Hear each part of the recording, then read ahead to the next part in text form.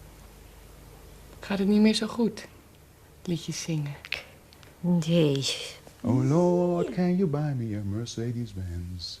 All my friends drive Porsches, I must say amens. Worked hard for my family, no help from my friends. Oh Lord, can you buy me a Mercedes-Benz? Now, can you try it again? Play it on the piano?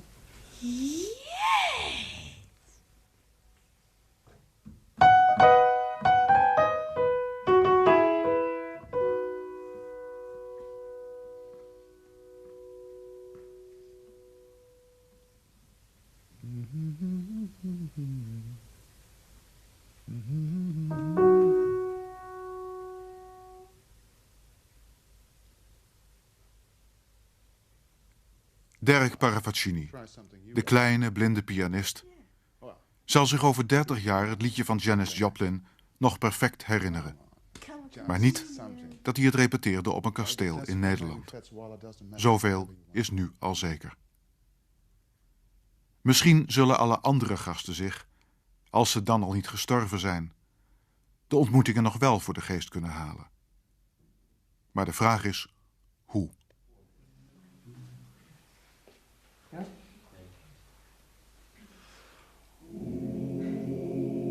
Varje dag jag bodde Juan Vim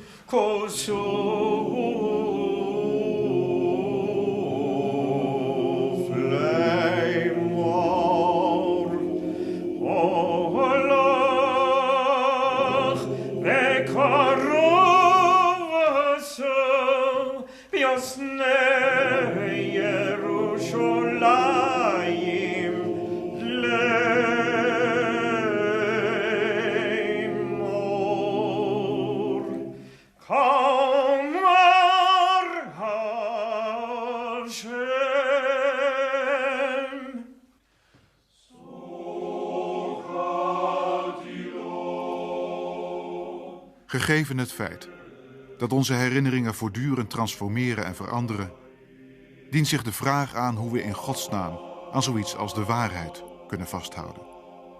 Schrijft de Amerikaanse geheugenpsychologe Elizabeth Loftus. Ik herinner me het verblijf op het kasteel als een van de hoogtepunten van het jaar, zal de schrijver Ben Okri melden, korte tijd na zijn verblijf hier. Dat is prachtig, schrijf ik terug, en nu maar bidden dat jouw herinneringen niet worden bedorven als je de filmmontage ervan terugziet. Want semper excelsior, zo gaan die dingen vaak. Alan Baddeley, de peetvader van het internationaal geheugenonderzoek, weet dat als de beste. Keer niet terug naar de bron van je prachtherinneringen, want je herinnering wordt meestal bedorven. Baddeley zal, enkele maanden na het rendezvous op het kasteel, schrijven dat het verblijf hier hem inmiddels voorkomt als een droom. Geen uitleg verder. Alleen een droom. Hoe zal Gary Lynch, de neurowetenschapper, zich zijn verblijf hier over 10 jaar herinneren? Lynch die droevenis voelt, zodra hij denkt aan de kleine Gary Lynch, die hij blijkbaar ooit was. Het ventje dat hem ontglipt is. Het ventje dat hem inmiddels vreemd is. Onze herinneringen zijn repetities van dezelfde muziekstukken, waarbij de compositie telkens wat verandert, tot er tenslotte, zonder dat we het zelf nog in de gaten hebben, een totaal ander stuk wordt uitgevoerd dan het oorspronkelijke, schreef de bewustzijnspsycholoog Merlin Donald. Schreef hij dat? Ik probeer het citaat terug te vinden in zijn boeken. Het is onvindbaar. Zei hij het op het kasteel? Schreef Elizabeth Loftus het?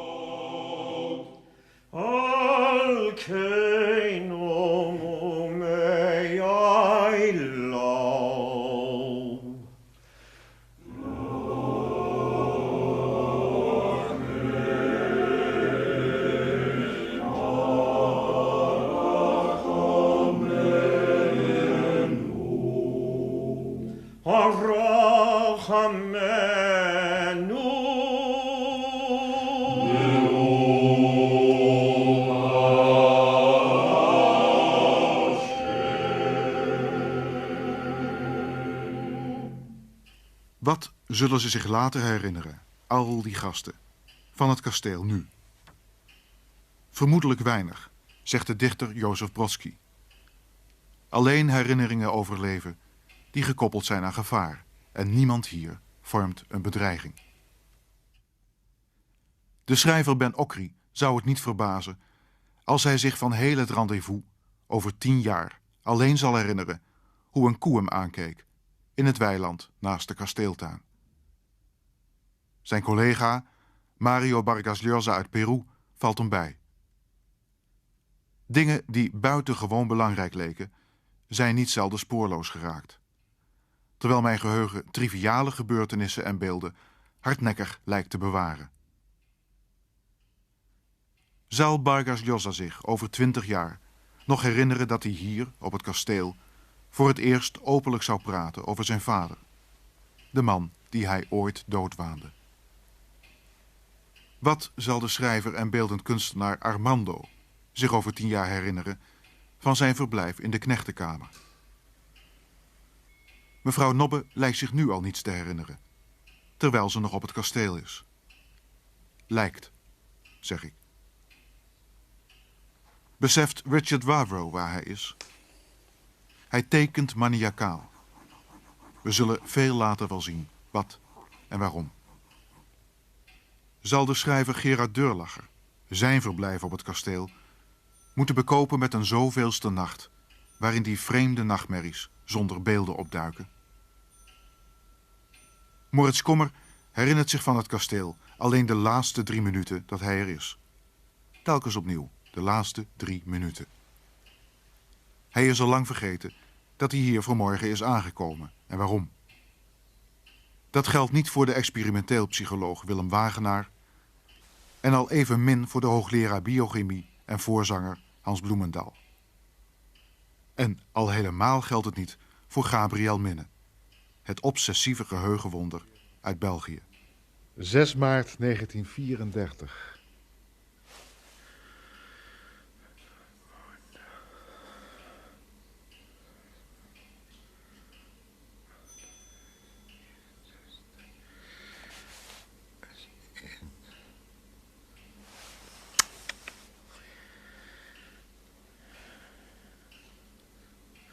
Een dinsdag.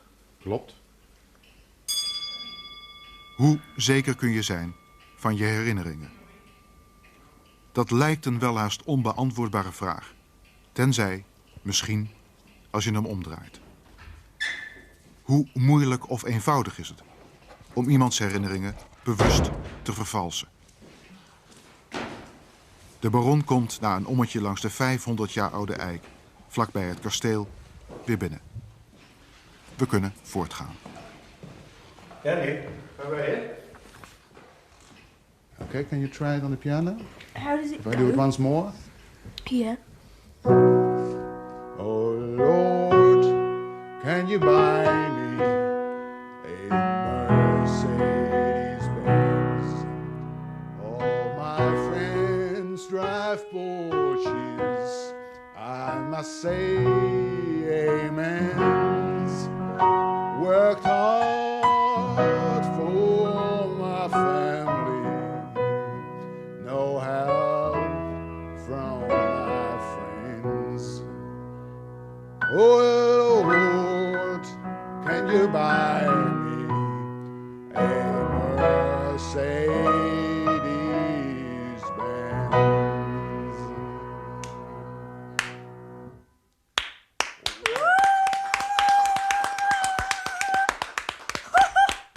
Wonderful. Derek, can you play it alone without me singing? Just repeat. No. You can't? No? Well, try it.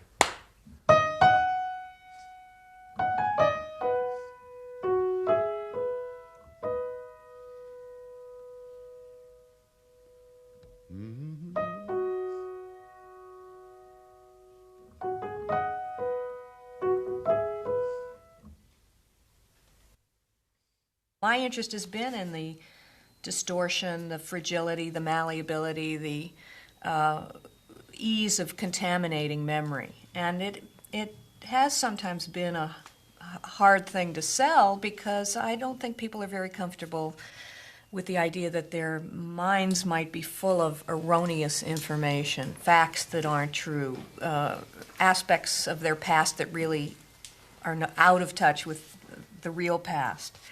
And yet, I think it's something we should accept and learn to live with. And it doesn't mean that there isn't, the good side of memory that somebody else can focus on. One way of looking at it might be to say that there are aspects of memory that may be very stable, and that what is, I don't know whether I'm over-interpreting what you're saying, but what is likely to become distorted is your reconstruction or your active representation of your knowledge, but perhaps the basic experiences that set up your sense of self, your sense of place, your sense of time, your emotional base and so on, those are probably pretty stable, I would think. But it's your ability to represent those, especially in language, that may be most vulnerable to distortion. And it's interesting to speculate why that might be the case. Well, Elizabeth wrote, the distortions of memory can be quite frightening, for they can cause us to have memories of things that never happened. And demonstrations tell us that false information can be introduced into a person's recollection. It can add to the memory or even transform the memory. Tell me, what kind of demonstrations do you have? Over the course of the last 2 decades, I and my research assistants and colleagues have done literally hundreds of experiments involving maybe 20,000 individuals or more, in which we deliberately try to distort memory. We take somebody who has seen an accident in which a car goes through a yield sign, and we suggest to them that what they saw was a stop sign. And they will then later tell us they saw a stop sign. Or we convince people that they saw tape recorders or broken glass or barns that weren't there by suggestive questioning. But actually, my newest work, which is what I'm really incredibly excited about right now, since for years, I and many other people around the world have shown that you can distort memory for events that actually did happen, and even events that were traumatic at the time. Now we're asking, could you implant an entire memory into someone's mind for something that didn't happen, but had it happened, it would have been at least mildly traumatic. And so we are taking individuals, they're adults, and making them believe through the power of suggestion that at the age of 5, they were lost in a shopping mall, they were lost for an extended period of time, they were frightened, they were crying, and then they were rescued by an elderly person and reunited with their family. So it was interesting to hear the distinction you were making between autobiographical and episodic memory, which have been sort of lumped together. In this study, we're really giving people a new piece of autobiography. Mm-hmm. And it's pretty incredible. What happens? Well, you get people to start to report back this. See, we bring in a trusted family member. We bring in the older sibling or a parent of this subject to help us with the seeds to plant the memory. That's incredible. So now you let this simmer for a while and bring the person back a couple weeks later, and they start saying, yes, I remember it, and they tell us about their feelings. They tell us I was scared. They'll put in conversation. I was afraid I'd never see my family again. They can describe sometimes the person who rescued them. And so is this a real memory? Is this as real to them as some of their actual, genuine autobiographical memories? It seems to be. Well, we think so. I mean, if elaborating on the detail beyond the seeds used to implant the memory is any indication, they do that. They tell us more than we suggested. If describing emotion is any measure, they do that. If when we're debriefing them, we say, one of these memories that we've been talking about didn't really happen. We made it up, and there actually were some true ones and then this false one. Can you tell us which one? If they pick one of the true ones, I mean, that's another sign. So I believe... So you mean, just so I understand, the experiment, because So you have family members come in and they talk about things that happened to this person. Yes. And you plant some, and some of these things really did happen. Right. So technically, the family member gives us 3 true memories, and then the ingredients for the false one. And then we go to the subject, usually with a booklet that says, you know, we're going to talk to you about some childhood memories, and on each page is a different memory that we learned about from your mother, your father, your older brother. And so they read about, remember the time you were 5 and it was Christmas and you got a fire engine, you know, for a toy. Tell us what you remember. And they write about this, and they turn the page. Remember the time you were lost in the University City shopping mall, and you were about 5, and older brother and mom was with you, and all of a sudden you were gone for the longest time, and an elderly person rescued you. Tell us what you can remember about that. And so they write about this false memory along with the true ones. That's the process of implantation. And I believe that what we've captured here is the suggestive ingredients for leading people to construct something that didn't happen to them. Mensen ervaren hun geheugen, als we het zo mogen noemen, als één ding. Als een continu verhaal, als iets wat continu aanwezig is. Ja. In feite is dat veel brokkeliger dan we denken. En is het idee dat het om een samenhangend, continu geheel gaat, is een soort illusie, een saus die er overheen wordt gegooid en die praktisch is. Omdat het prettig is om te geloven dat alles met elkaar samenhangend en begrijpelijk en inzichtelijk is. Maar in feite berust het op niets. Je zou het kunnen vergelijken met het idee dat als je in een kamer zit, dat je het gevoel hebt dat je de hele kamer ziet. Dat je een complete kamer om je heen ziet. Terwijl in feite, als je realiseert wat je eigenlijk scherp ziet en wat je in die kamer helemaal niet ziet. Als je dat realiseert, begrijp je dat je intern een beeld van een complete kamer opbouwt. Die is opgebouwd door successief dat allemaal te scannen. En dat de illusie van de complete kamer die je eigenlijk voortdurend ziet, dat je je complete omgeving voortdurend ziet, ja, een illusie is een praktische saus die gegooid wordt over zaken die eigenlijk broksgewijs zijn opgebouwd. Maar het gekke is, ik weet niet wat dat met mijn geheugen is. Ik zie, als ik daaraan terugdenk, precies die kamer voor me. Precies waar alles hing. Zelfs een aantal van de etsen. Weet ik nog precies waar die hingen en hoe ze eruit zagen. En het eigenaardige is dat het een soort kleurenfoto bijna is. Hè? Ik weet nog, die bank was rood. Ik kan dat kleed nog beschrijven. Maar dat is dus een hele kleine flits, een periode. Wat daarna gebeurde en zo, dat weet ik niet. Het zijn, wat ik aan het begin al zei, het zijn telkens kleine portretten. Nou, met de herinnering aan ons leven, aan gisteren, eergisteren, ons totale leven, is het eigenlijk hetzelfde. Het gaat om brokstukken die min of meer onverbonden zijn, maar waar die illusie overheen gegooid is van een continu geheel. Ja, een soort verstilde tijd. Ja, versteden wel tijd. wel bewogen. Ik zie wel een zekere beweging in, maar het is ik zou zeggen, het is een stukje uit de film geknipt. De rest van de film ken ik dus niet, hè? Maar gewoon een paar beeldjes uit die film.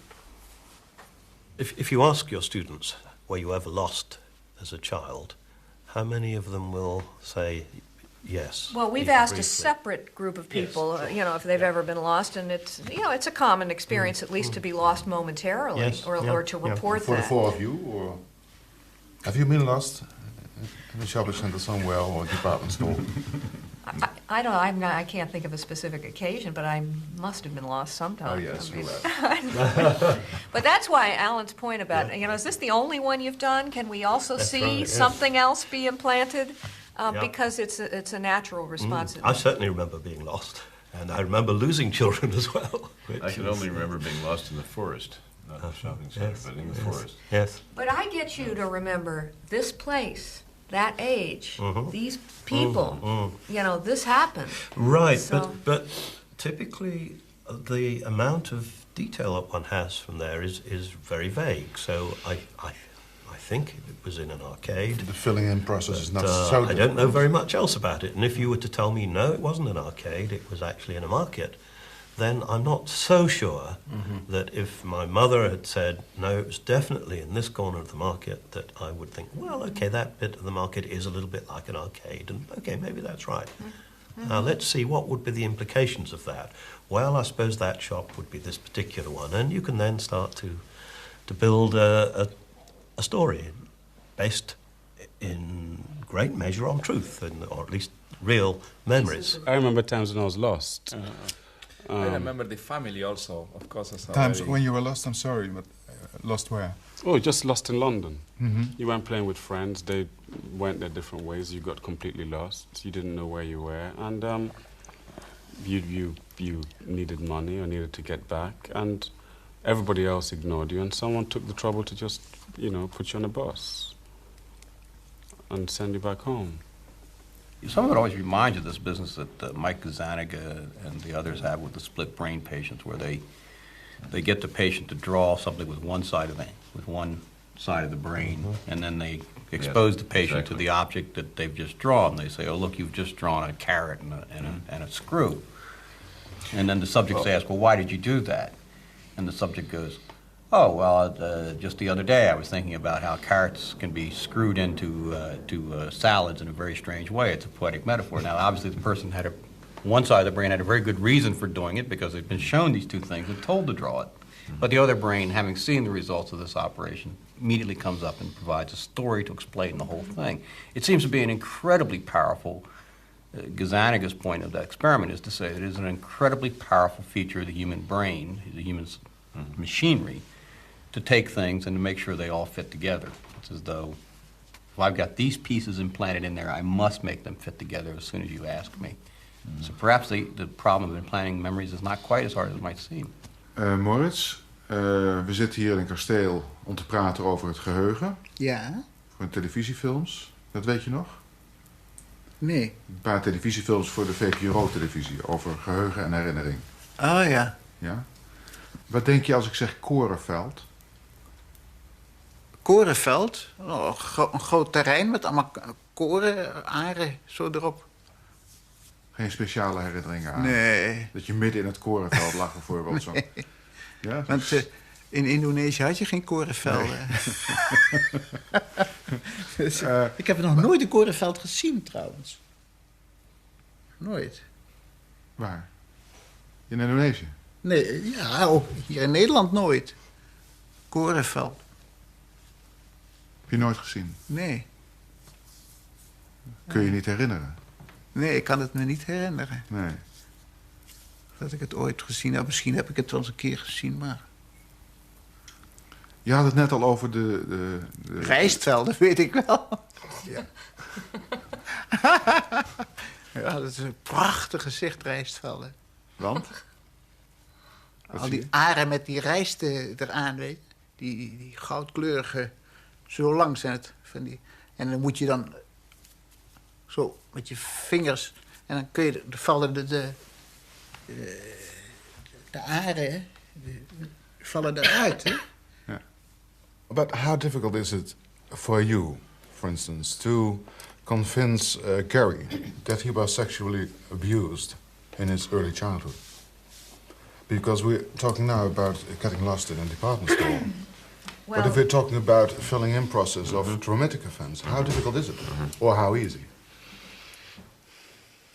I don't know enough about Gary or his past or whatever, but I do believe that a similar mechanism to the one that I'm using or investigating with these false memories of being lost or false memories of going into the hospital, whatever, might be similar to the mechanism involved when people come to believe that they were sexually molested when they weren't.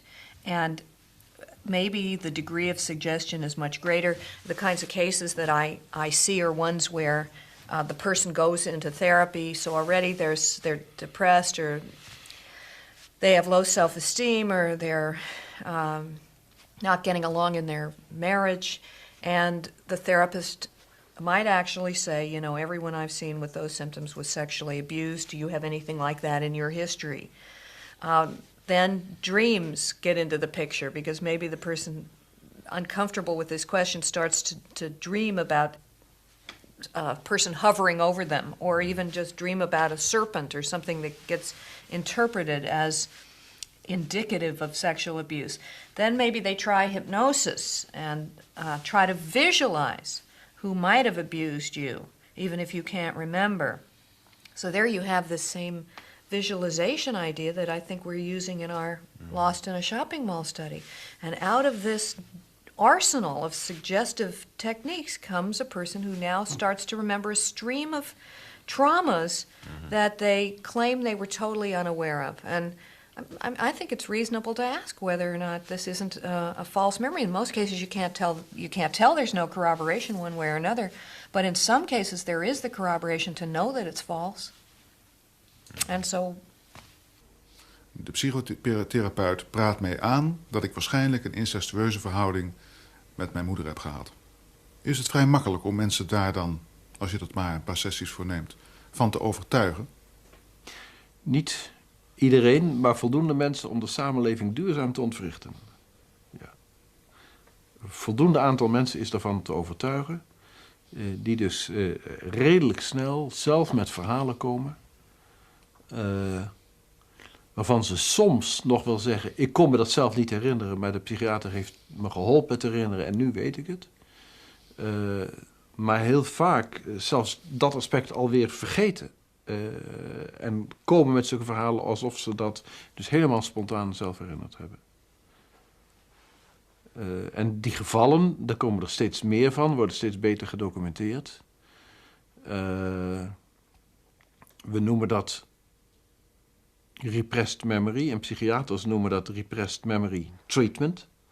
Dus de behandeling van verdrongen herinneringen die door de psychiater opnieuw ingesproken moeten worden op de band om herinnerd te kunnen worden. Dat neemt een behoorlijk hoge vlucht. En inderdaad, ja, verontrustend voor de samenleving. Want? Want we worden geconfronteerd met verklaringen van mensen die ze dus niet spontaan gemaakt hebben, maar die volslagen zijn ingeprent door anderen die daarvan in principe helemaal niks af kunnen weten, want die waren daar niet bij. It was peculiar. I actually was asked to be on a jury. Really? You know, California, and they call you in, and it's your duty, and you go in, and the judge. So you've influenced me indirectly, and the judge asked the question. Now this trial involves this and this and this, and the question of recollection came up. And so, is there anything that you've heard that would influence your opinion on this jury? Then I to be honest, started saying, well, you know, I have this memory thing and people repeating what they've seen and things. This would concern me. So they said, "Thank you very much. We won't be needing you." We won't be needing that sort of thing here. That's right. I said, I make no claim to being expert on these things, but it would concern me. Goodbye, and get us another juror. That's extraordinary, though. En ook in Nederland hebben we deskundigen die zeggen, ik kan aan het gedrag van een persoon zien wat hij meegemaakt heeft.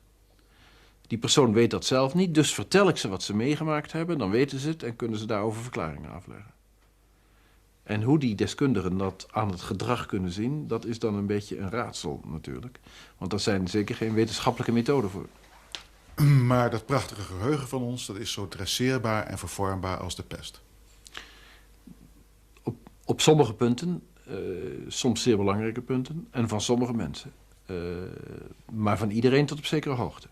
I used to think that you'd look at the rewards out there and maybe the memory would shift in the direction of getting those rewards. So if you want to think of yourself as being more generous or more important or whatever, that your memory might shift, or you might adopt new elements that would allow you to have that kind of prestige-enhancing memory. Until I recently started seeing these memories of being a victim. And so what would be the motivation that people would have to want to believe that they had a more miserable childhood, a more frightening existence, a more violent and inappropriate growing up? If it gives you a better story, if it allows you to say, aha, that's why I feel miserable now.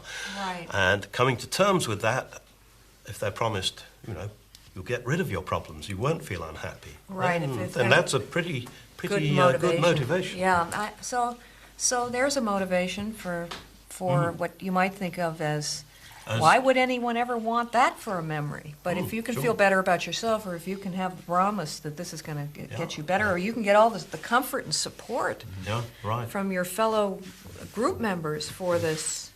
That has a long tradition in fundamentalism, doesn't it? That idea of group confession, of coming up with confessions, very emotional memories, and then getting group consolation and so on.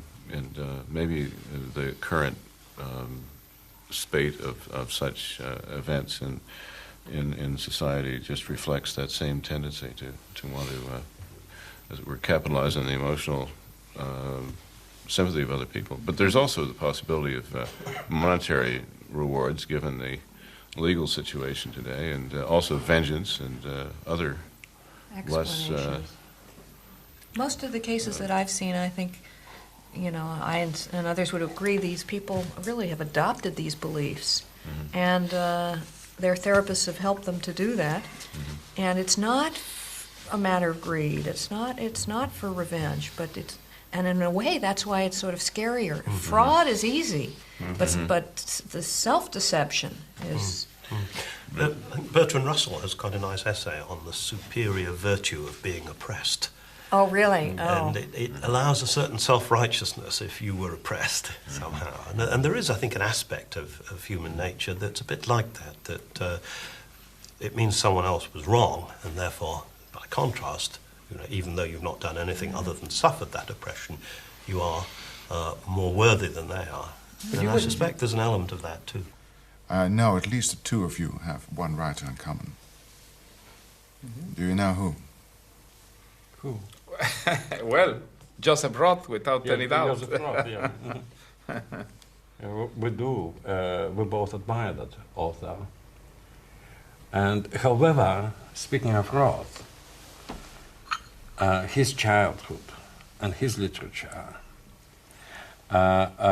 this is perhaps the worst possible beginning, because Roth was, how should we put it, a tremendous inventor, or a liar, to put it very... well, as all novelists are, that's the right. Yeah, well, and there were some...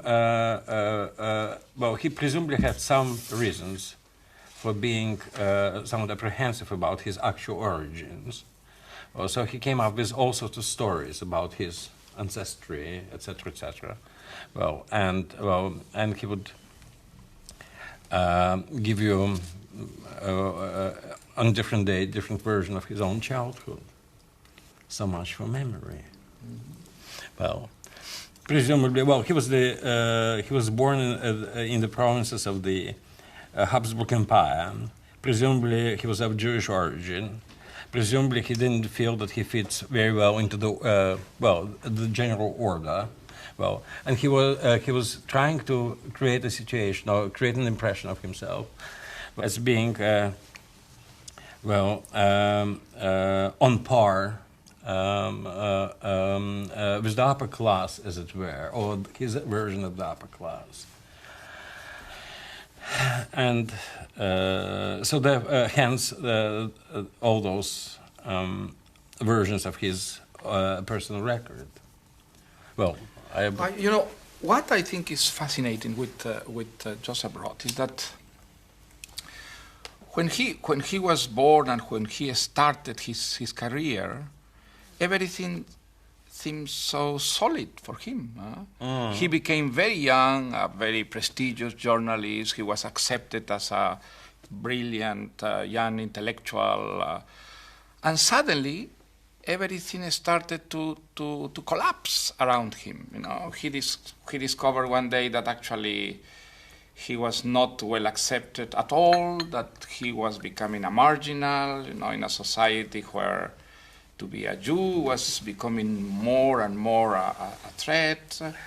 And then his country also disappeared, and collapsed, and everything that was so stable around him simply disappeared, And, what I like very much in his work is that this world, which in real history didn't exist anymore, was rebuilt out of recollections, out of desperation of someone who had lost everything and had to invent himself, a background and a history, and probably what Joseph Roth did is what writers do, maybe with less historical significance, because in his case, his tragedy was the tragedy of a whole society, of a whole continent. But probably writers are trying to rebuild or to resuscitate something that they have lost, and that this is a very strong encouragement for writing and for inventing. In this sense, I think memory is really the raw material out of which fictions and poetry and plays are built. You can trick a baby to think that it has a memory that it doesn't have. Yeah, basically, that's what she's shown. I was wondering about you. I was wondering about you tricking college rules. Oh, you mean the ethics of this? Tricking little babies. I mean, my God, where will Well, this stop? it's memory. Just interesting how they did it. How did No you ethics. How do you do that? It had, it's something about how you learn that your foot is attached to a mobile. You know this stuff, Alan? Help me out here. I know the general paradigm, but I'm not sure that I know the bit where you. She publishes in Memory and Cognition, and she's got these infants. Their foot is attached to a mobile, and they learn that every time they move their foot, they can make the mobile move, and then she substitutes a new mobile for this one, and pretty soon they lose their memory of some details of one of the earlier mobiles. I mean. Yes, you can certainly show interference effects, which are so. If you learn, basically, you teach them that when they kick, the mobile moves, and then you untie the ribbon and you can extinguish it. And you can also demonstrate that if you put a new mobile in that's very different, then the child won't kick.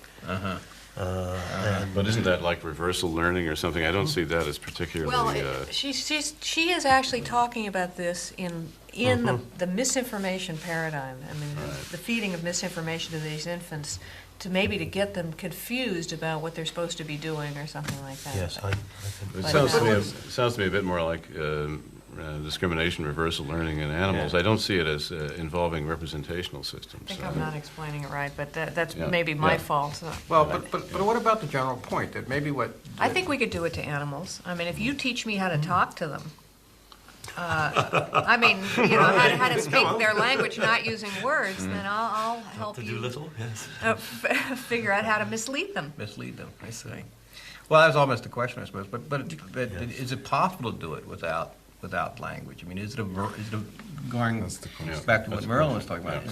Is it possible that the misinformation, the implanted memory thing, requires the use of language because it comes out of the loop between mind, society, and the mind? No, here's a way you could do it without language. I think first of all, I used language because I'm trying to simulate this situation where.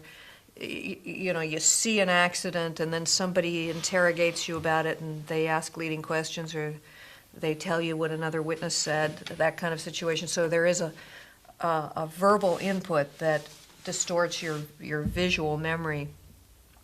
But you could do it without language. You could do it without language by inserting erroneous details into a visual scene or something like that.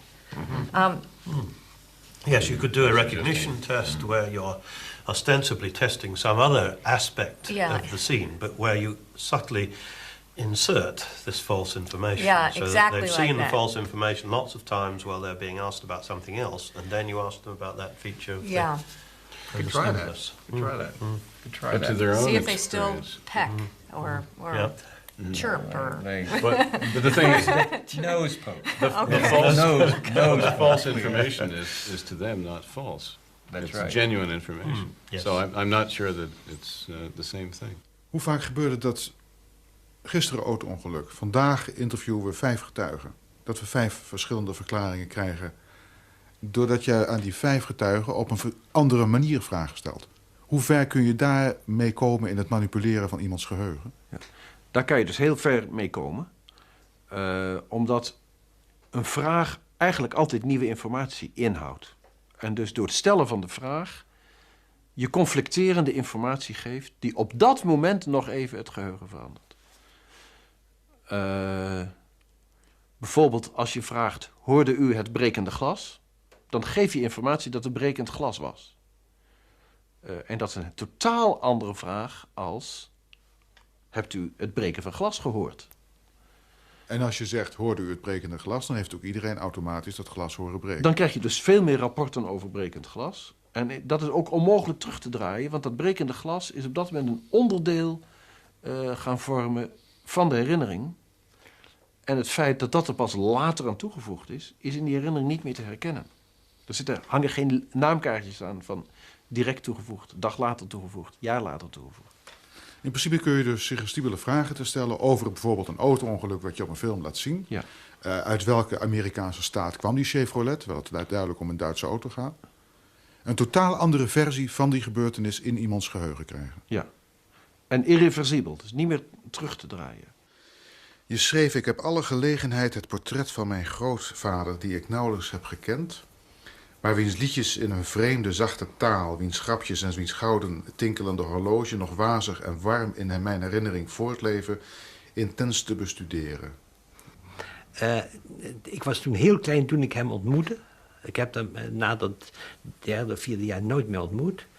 Maar ik zag dus zijn grote ovale portret en dat van mijn grootmoeder achter het bed van mijn ouders hangen. En dat horloge, dat was op dat portret. Of ik dat ooit zelf in handen gehad heb, dat weet ik niet. Maar ja, ik herinner me gezicht. En hij was Roemeen van huis uit. Hij kende gekke liedjes. En die zwerven soms nog even door mijn hoofd. Maar niet de melodie echt. Ik weet alleen dat ze heel zacht klonken. Je weet niet meer waar ze over gingen? Nee, absoluut niet. Ik vraag het ook daarom dat je kijkt naar het gezicht van je opa bijvoorbeeld. Ja. Daar boven je bed. En je fantaseert als kind natuurlijk veel over die opa die je nauwelijks gekend hebt. Het is best mogelijk dat het projectie was, hoor. Dat die man helemaal niet zo was, maar dat het verhaal is wat jij van hem gemaakt hebt doordat je al die keer als kind denkt. Dat is best mogelijk. Maar dat weet je niet.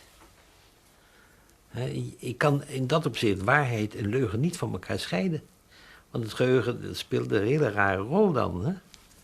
Ja, dus die horlogeketting, dat zal wel kloppen. Maar dat hij zacht zong en een vriendelijke man. En... Het is heel goed mogelijk dat ik dat erin geprojecteerd heb. Well, we started with Lost in a Shopping Mall. Yeah.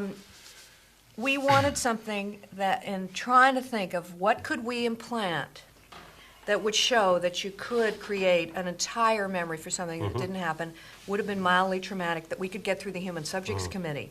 Right. So, you know, that's a walking a fine line there. And so we came up with this Lost in a Shopping Mall.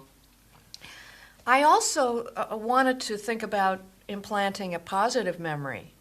But you have other ethical concerns when you try to think about implanting a positive memory. So one idea I got during lunch one day was, well, what if I tried to implant a memory of when you were 5, you were sitting on your grandmother's knee and your grandmother told you that you were always her favorite. I thought, oh, isn't that a warm, fuzzy, wonderful memory?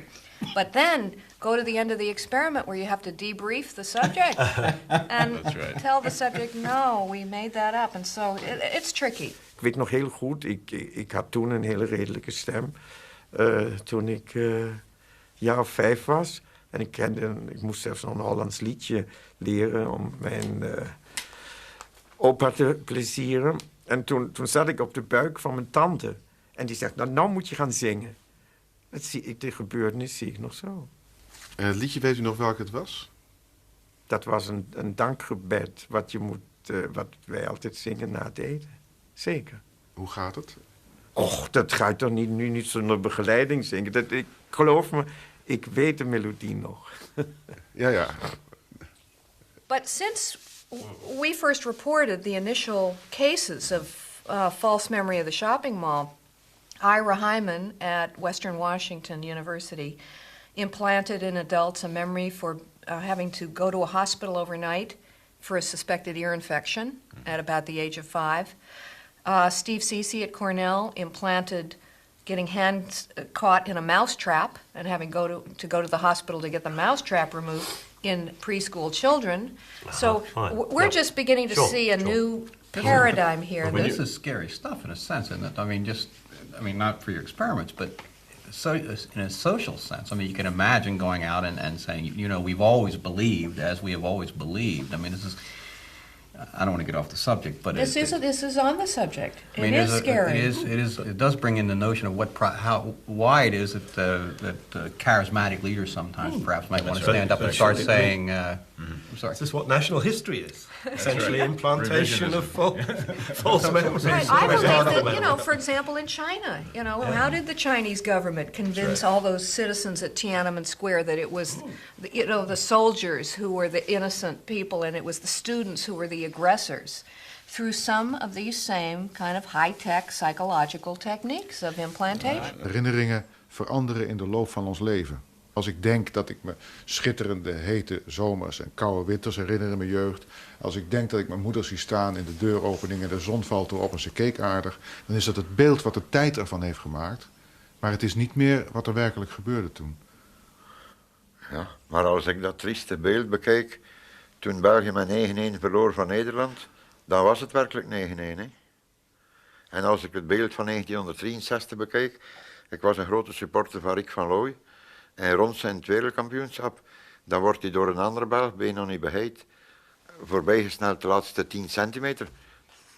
Maar dat was het beeld, hè. En als je nu dat beeld ziet, dan zie je dat beeld, omdat het werkelijk zo was. Mensen die de oorlog hebben meegemaakt, ja, als ze die beelden, als ze zien bijvoorbeeld, ik heb mijn schoonvader dikwijls horen vertellen van een familielid die meegenomen werd door de Duitsers. Maar ze hebben hem meegenomen, hoor. Het is niet de tijd die dat gemaakt heeft. Ze hebben hem werkelijk meegedaan. Ja. It is kind of frightening when I think about what people who don't have the best of motives can do to other people with these skills, with these procedures, with this way of suggesting a new past to people. That's potentially somewhat frightening.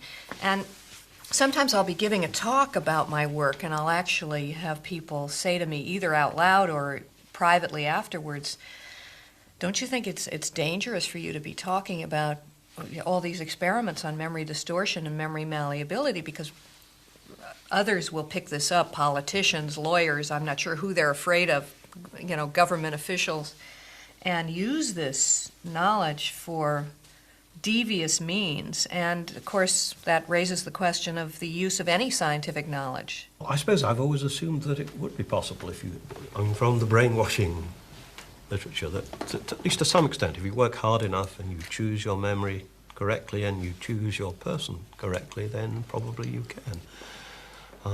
And I think that's depressing, but not necessarily frightening. And provided, I mean, the important thing is to try to ensure that you have a system that doesn't do this. But I think we have to accept that probably a ruthless enough dictatorship that wants to spend a lot of time and select suitably vulnerable people can certainly do this, and that at a milder level probably all the time, where to some extent having our memories adjusted and massaged and so forth. And You're sophisticated about this, and even short of the government, what about the fact that false memories are being created unwittingly?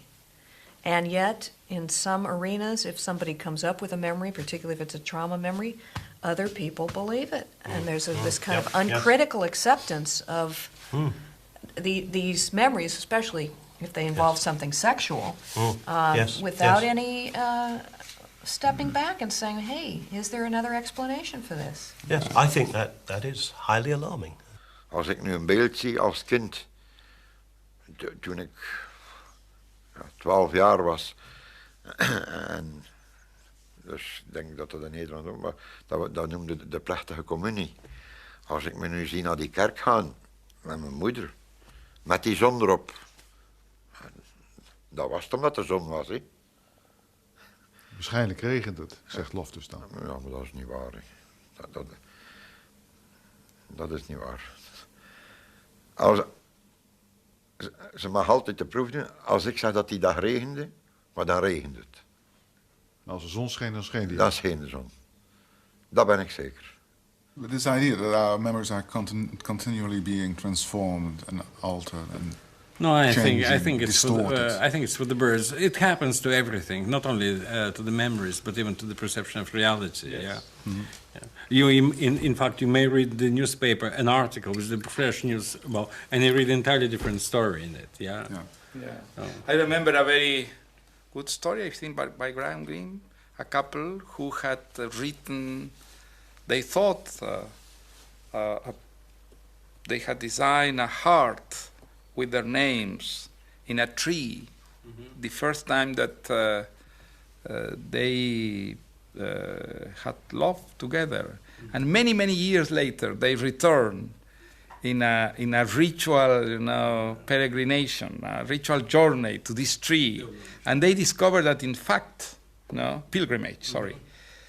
They discovered that, in fact, in this heart, well, they hadn't drawn a heart, but their sexes, a very dirty kind of design, and they are really shocked because their memory had absolutely glamorized the real thing.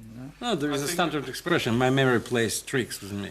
Well, I think sometimes the memory is the body being creative, improving things, blurring things. Especially improving our past conduct. Yeah, so if the scientists here, the cast say, at the moment you invite the writers and they're coming here and you say falsification and memory are one and the same thing, they will totally agree. We are studying the same subject, they know.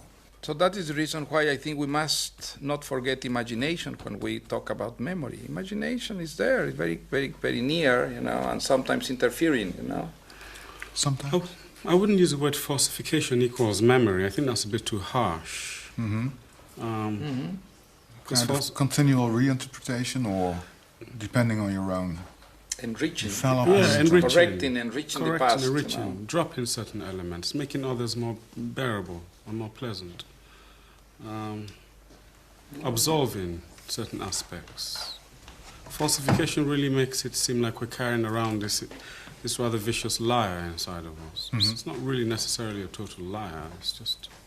Novelists have been telling us for years anyway. People have always been asking writers for years and saying, well, did any of this really happen in your book? And the writers have been saying, what difference does it make? Including Marcel Proust, by the way. And the writers are like, what difference does it make? And I guess they were saying something more subtle than they would have ever guessed. In a sense, not only does it not make any difference about what I'm writing being the truth, it's what's in your head might not be all that different than what I've written. I'm not sure that it's only novelists either. I can remember a sort of folk term for someone who used to tell slightly taller stories, that in Yorkshire at least, they'd say, oh, he's a bit of a romancer. Romancer. And it was accepted that what he said, or she said, made a good story, but you didn't necessarily believe it. And so, I suspect that people have had this realization that what gets told and remembered may not be all that accurate anyhow. And certainly what's written in the newspapers, obviously not. And so I suspect maybe people have been more sophisticated than we're giving them credit for. Ik praat je nog even bij. Je weet wie ik ben en waarom je hier zit? Nee, ik weet niet hoe u heet. Wim Kayzer. Wim Kayzer, oh. Ja. We zijn hier aan het filmen dus voor een programma over geheugen en herinnering. Ja. En daarom praat ik met je, want we hebben elkaar eerder getutoieerd, dus daarom zeg ik je. Ja. Heb je al eerder ontmoeten. Over geheugen en herinnering en je geheugenverlies. Ja. Daar wil ik het ook even over hebben. Je bent dus in Nederland. Plotseling gebeurt er iets. Dus een dag waarop je ziek wordt. Ja. En dat je geheugenverlies begint. Kun je je daar zelf nog iets van herinneren? Nee, helemaal niet. Is dat in Nederland gebeurd, dat geheugenverlies pas? 13 jaar geleden, 14 jaar geleden. Ik dacht dat ik al veel eerder, toen ik 14 was, toen kreeg ik wel geheugenverlies. Nou, dat is toch nog veel langer dan 13 jaar geleden. Want ik ben al 54, geloof ik, hè? Ja. Nee, waarom lach je? Ik moet vreselijk om hem lachen. Zijn fantasie gaat vaak een beetje met onszelf, hè? We leven nou toch in 86, of niet? Nee. Oh. Probeer eens beter te herinneren. 92? Nog iets beter. 94? Ja. Dan heb je hier is een krant. Weet je wat er op het ogenblik bijvoorbeeld de oorlog in Joegoslavië, weet je dat aan de gang is? Nee, weet ik niets van. Joegoslavië was een keurig land in het Russische blok. Maar er is nou een gruwelijke burgeroorlog aan de gang. De mensen gewoon die elkaar afslachten? Slachten elkaar. God, hoe komt dat? Wisten we het maar, dan kon je het voorkomen. Ja. Wisten we maar hoe mensen in elkaar zaten. Ja. Dat moet een heel mooi land zijn, hè, Joegoslavië. Ja. En nu kun je er dus beter niet wonen. Nee. Ja.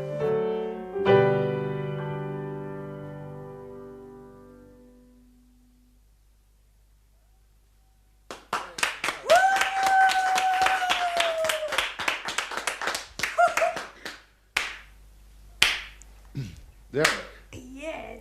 do you remember the first time you played the piano? Yes. Do you remember? Yes, I do. Yeah. What kind of a piano was it, or was it an organ? It was an organ. Can I play the organ? Yeah. Daddy's wigging. No, there's no organ here. But the first organ, do you remember what kind of sound it was the first time you played the organ? Yes. It was Father Peter's organ. Hmm? Yes. Which organ? The organ at home. Yeah. We were very young. Yes. You were a child. Yes. Do you like rise and trot, do you? Oh dear. Hey, Derek? Yeah. Do you want to play along with that? Not that one.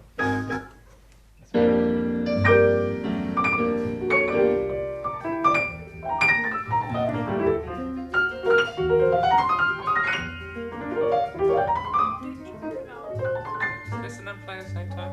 Listen and play.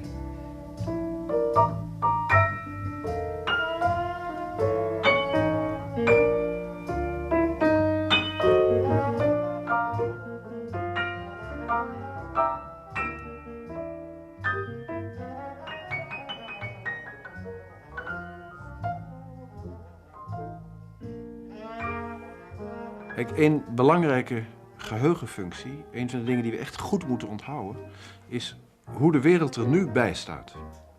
En aangezien de wereld steeds verandert, moeten we dat dus steeds verversen.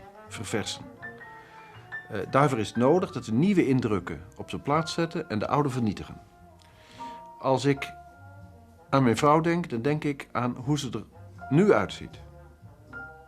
Als mijn vrouw eigenlijk verwacht dat ik er iedere dag uitzie zoals toen we trouwden, heeft ze iedere dag een onaangename verrassing. Want zo zie ik er al niet meer uit. Maar het komt nooit voor dat ze 's ochtends wakker wordt en dan zegt, wie is dat? Want ze heeft mijn beeld voortdurend ververst.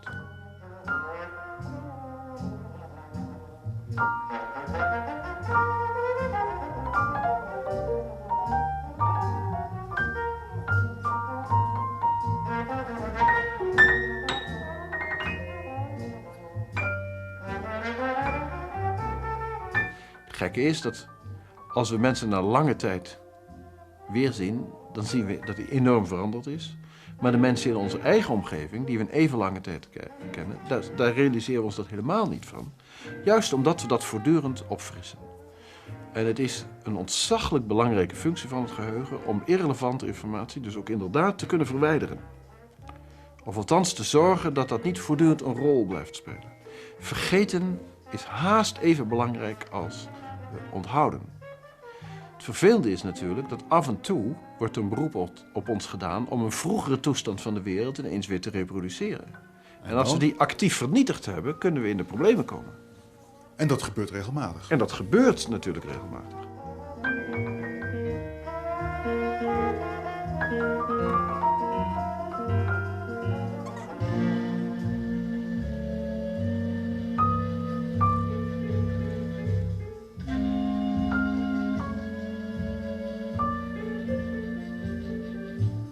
Je zou je kunnen voorstellen dat je een video-opname hebt waarvan de videoband in verloop van de tijd verbleekt. De beelden verdwijnen er gewoon van. Of nog erger, waar iemand naderhand iets anders opneemt. Zodat als je hem weer afspeelt, staat er heel wat anders op dan jij dacht. Dat gebeurt gemeenlijk meer dan wij denken. Hè? Dat een ervaring die heen schuift over een eerdere ervaring, in feite die eerste ervaring transformeert tot iets anders of laat verdwijnen. Ja, en ik denk zelfs dat dat een buitengewoon essentiële functie is van het geheugen. John F. Kennedy. Als ik zeg John F. Kennedy, wat denk je dan aan? Ja, dat is een gewezen president van de Verenigde Staten. Maar je kunt je niet herinneren wat er gebeurde op de dag dat hij vermoord werd. Wat jij toen deed. Nee. Is hij toen vermoord? In 62 geloof ik. Oh. Dat weet ik niet. Ja. Oh, weet ik niet. John F. Kennedy. Doodgeschoten. Oh ja. Ja. Door Lee Oswald, geloof ik, hè? Perfect. Zeggen ze. Zeggen ze. Voor hetzelfde geld is het een samenzwering. Ja. Waar iedereen pas over een eeuw achterkomt. Hè? Ja. Oh? Niemand weet wat er gebeurd is eigenlijk. Nee. Maar waarom hebben ze hem eigenlijk doodgeschoten? Dat weet niemand. Dat was toch een goede president, was dat? Hè? Ja. Ja, kun je hem nog voor de geest halen? Dat brillantinekapsel. Ja, ik kan hem nog wel voor de geest halen. Hij stond op een gegeven moment bij de Berlijnse muur. Een toespraak te houden in Berlijn. Oh ja. Toen was de muur er nog. Oh ja. Die is nou gevallen. Ja. De muur is weg. Oh ja. What does everybody remember the day Kennedy was assassinated? What did you do? I've no idea. I just don't have flashbulb memories. I don't seem to. I can remember something around about that time. But you didn't hear the news? No, or... I don't remember where I heard the news. And that's true for all the events. The Challenger disaster, Margaret Thatcher's resignation, you name it. I don't have a flashbulb memory. Isn't there for it. one that's specially British that, well, maybe Thatcher's that's especially British that... Well, there's a big study being done on Margaret Thatcher's resignation, which I can... But no, I can't remember where I heard I'll that. tell you the truth, I can't remember. I don't trust that kind of memory because I think that's indirect. Now, this is not a direct experience. It's a cue, if you want, where that is one experience cues the other experience. So whatever it was that you were doing at the time of Kennedy's assassination, the two get linked together. I think that's different from a very, very vivid experience that might be directly accessed. And so I don't see the two. People say they have good memories. For instance, the moment Kennedy was killed. That's So right. I know perfectly well what I was doing. My mother came into the bathroom and said to me, "John F. Kennedy has been killed." Yeah. Really? And those flashbulb memories, are they true? I have a very strong. I do too. And I think it is because what you mentioned earlier is the emotional content. There's a shock value about it. It's rehearsed heavily, though, the 5-year anniversary of his death, the 10-year anniversary, and there's lots of, what were you doing when, and so that helps people remind themselves of what, some people, not all people, remind themselves of what they were doing. But the research on these flashbulb memories, remember it was originally proposed that these were special. So you might want to say, well, this is not quite like my valedictorian trauma. But still, this was a trauma for lots of people. And yet, researchers who have studied these flashbulb memories show that they follow the same laws as ordinary memory. And That is to say? Well, that they decay with time. They're vulnerable to distortion. Some people have studied two individuals who were supposedly together when this happened, and they tell different stories. You've got the proof that at least one of them is giving you an erroneous recollection. Richard, look at those three. Which one do you like best?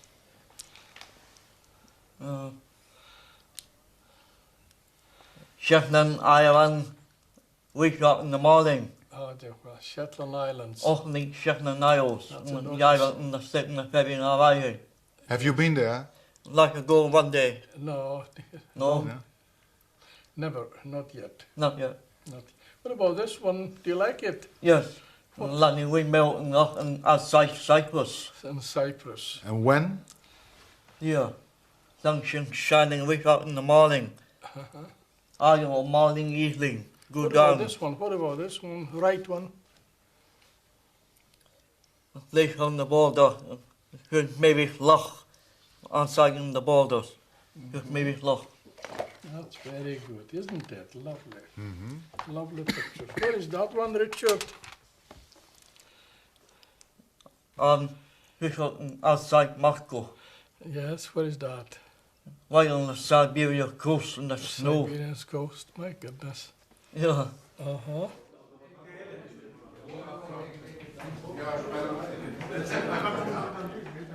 Ons geheugen, schreef Louis Bounwell, wordt voortdurend belaagd door fantasie en dromerij. En omdat het verleidelijk is om in de realiteit van het denkbeeldige te geloven, maken we uiteindelijk onze leugens tot waarheid. De schrijvers doen het rustig aan vandaag. Het idee dat ons geheugen eerder aanschurkt tegen de verbeelding dan tegen de werkelijkheid is hen zo vertrouwd dat het amper vragen lijkt op te roepen. Mevrouw Nobbe heeft net wat gegeten. Broodje kaas, broodje leverworst, kop koffie. Maken de smaak van de kaas en de geur van de koffie nog wat herinneringen bij haar los, al is het maar in een flart van een seconde. Je kunt het haar wel vragen, maar ze lijkt je niet meer te begrijpen.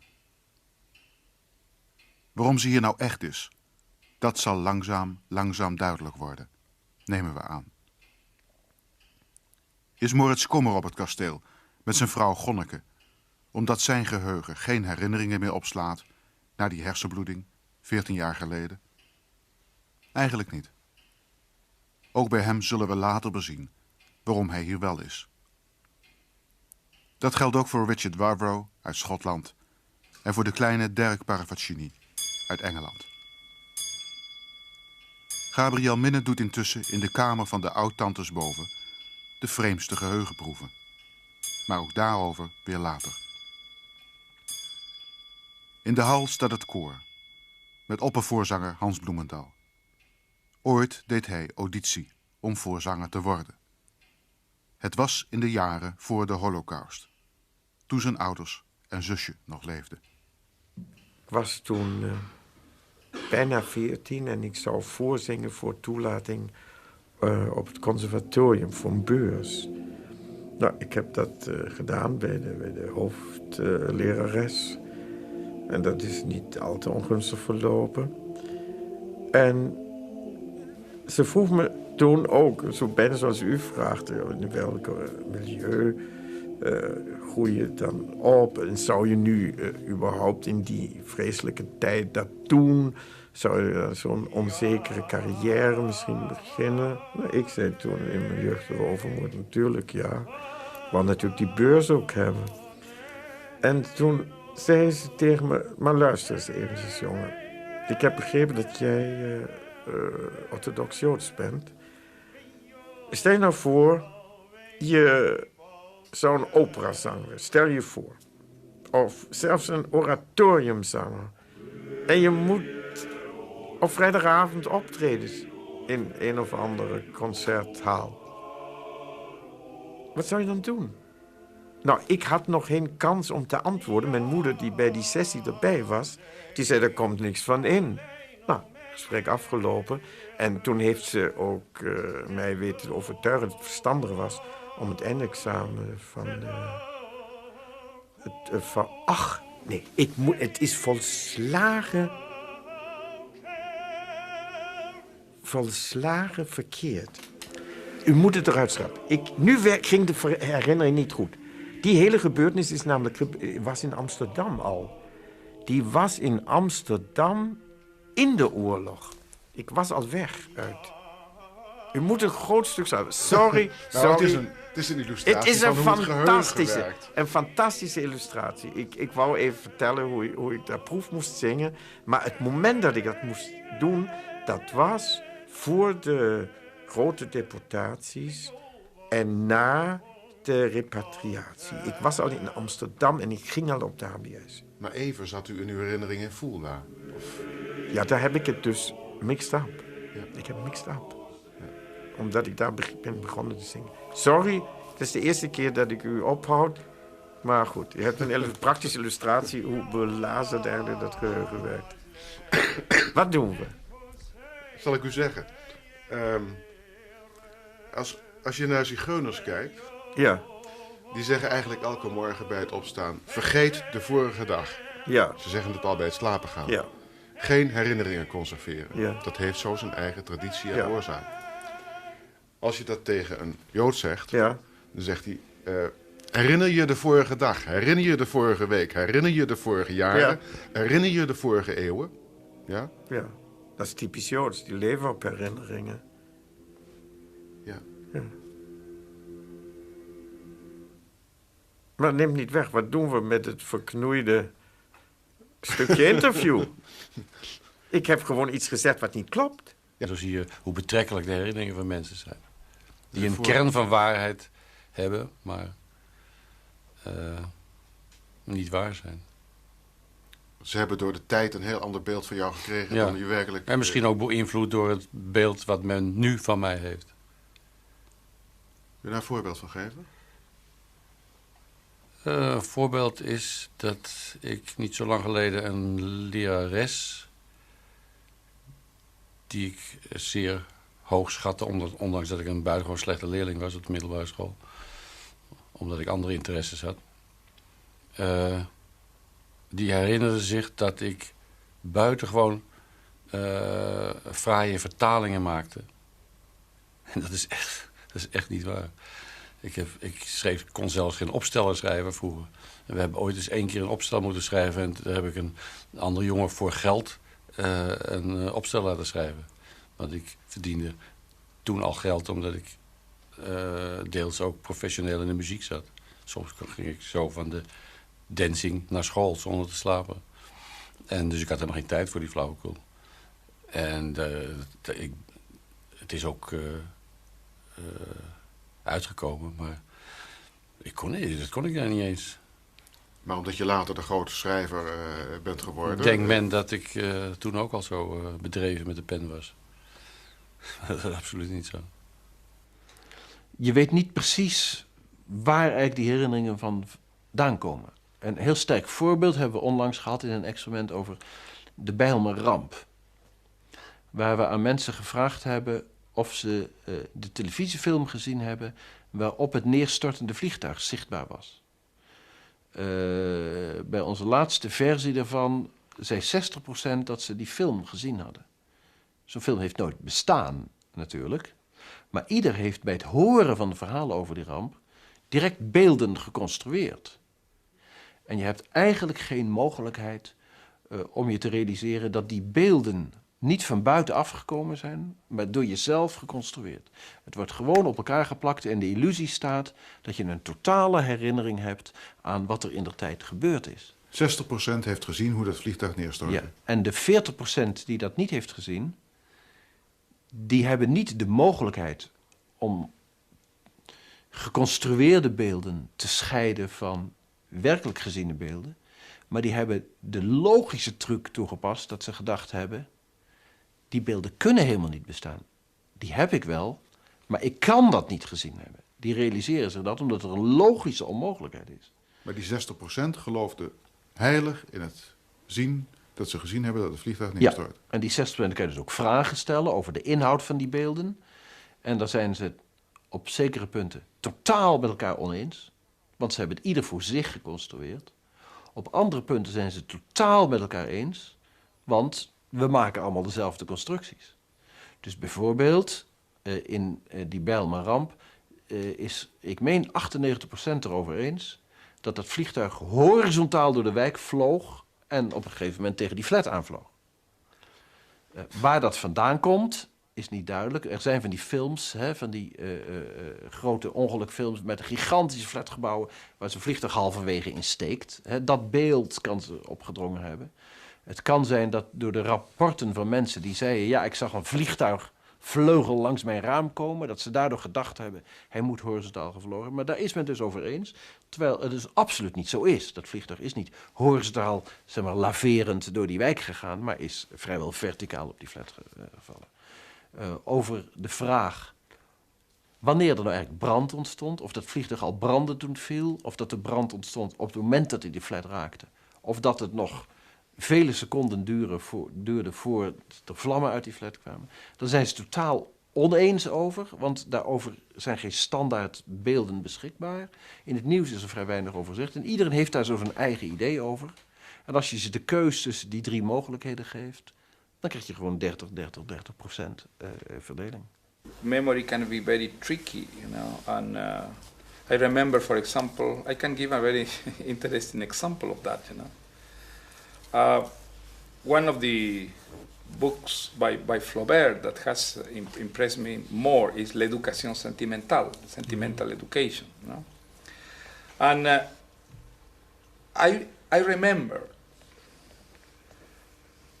something very, impressive to me at the end of the book when these 2 friends who are the characters, Frédéric and Delorier,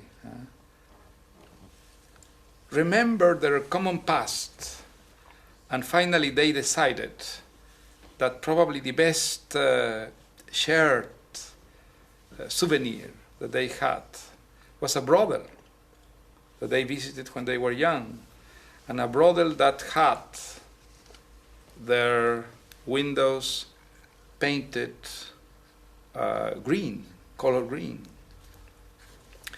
One of my strongest memories of my youth was a brother in Piura, in a city in the northern Peru. A house that was isolated from the city in the desert, painted green, and this association, was something that impressed me very, very much. Well, I told this story many times, how much I had been impressed when I read L'Éducation sentimentale and discovered, that this coincidence. And one day, to my big surprise, a literary critic, one of those critics who know everything and who have read everything, told me, but this is a false memory, because in L'Éducation sentimentale, when Frédéric and Delorier remembered their past and remembered that brothel, La Maison de la Turque, the Turkish wife house, they don't say a word about green windows. There is no green color there. It's something that you have put, that your memory has added to the real thing, So I went very, very, very surprised to verify, and actually the green color is something that was not there. It was a false memory, and... Hold a second. What about the second part of memory, about that brothel in Peru? No, that I think it's inaccurate. Have you checked that? It doesn't exist anymore. Oh, but I think it's because it was not the windows. It was the whole house. Hold a second. What was first? Flaubert? No, the Piura brother. But you know what it may be? It's very funny. Well, because the green is the color of speranza. Yeah. Well, and in that city and in that part, it was a totally unusual color because anomaly. Yeah. Piura is a city, or it was a very small city surrounded by a desert, sand desert without trees. So the green color was totally, eccentric there. And no, not eccentric. It was a terrific statement. Yeah, it was a statement against infertility. Yeah. But this color and also the color of hope, yeah. This color, well, for us, young that's boys, it was the color of hell, It was the color that awaked in us, fantastic, visions of hell. Do you like the snow? Yeah, I like snow. Rather than be springtime. What do you like, the summer or the winter or springtime? Summer. Why? Go for summer. Why do you like the summer? Beautiful weather. Sun? Green? Green. What is the color of the summer? autumn. But what is the color of the summer? Flowers. Yes. And what kind of colors? Daffodil. What kind of color has springtime? Blossom. And the winter? Christmas. Christmas snow.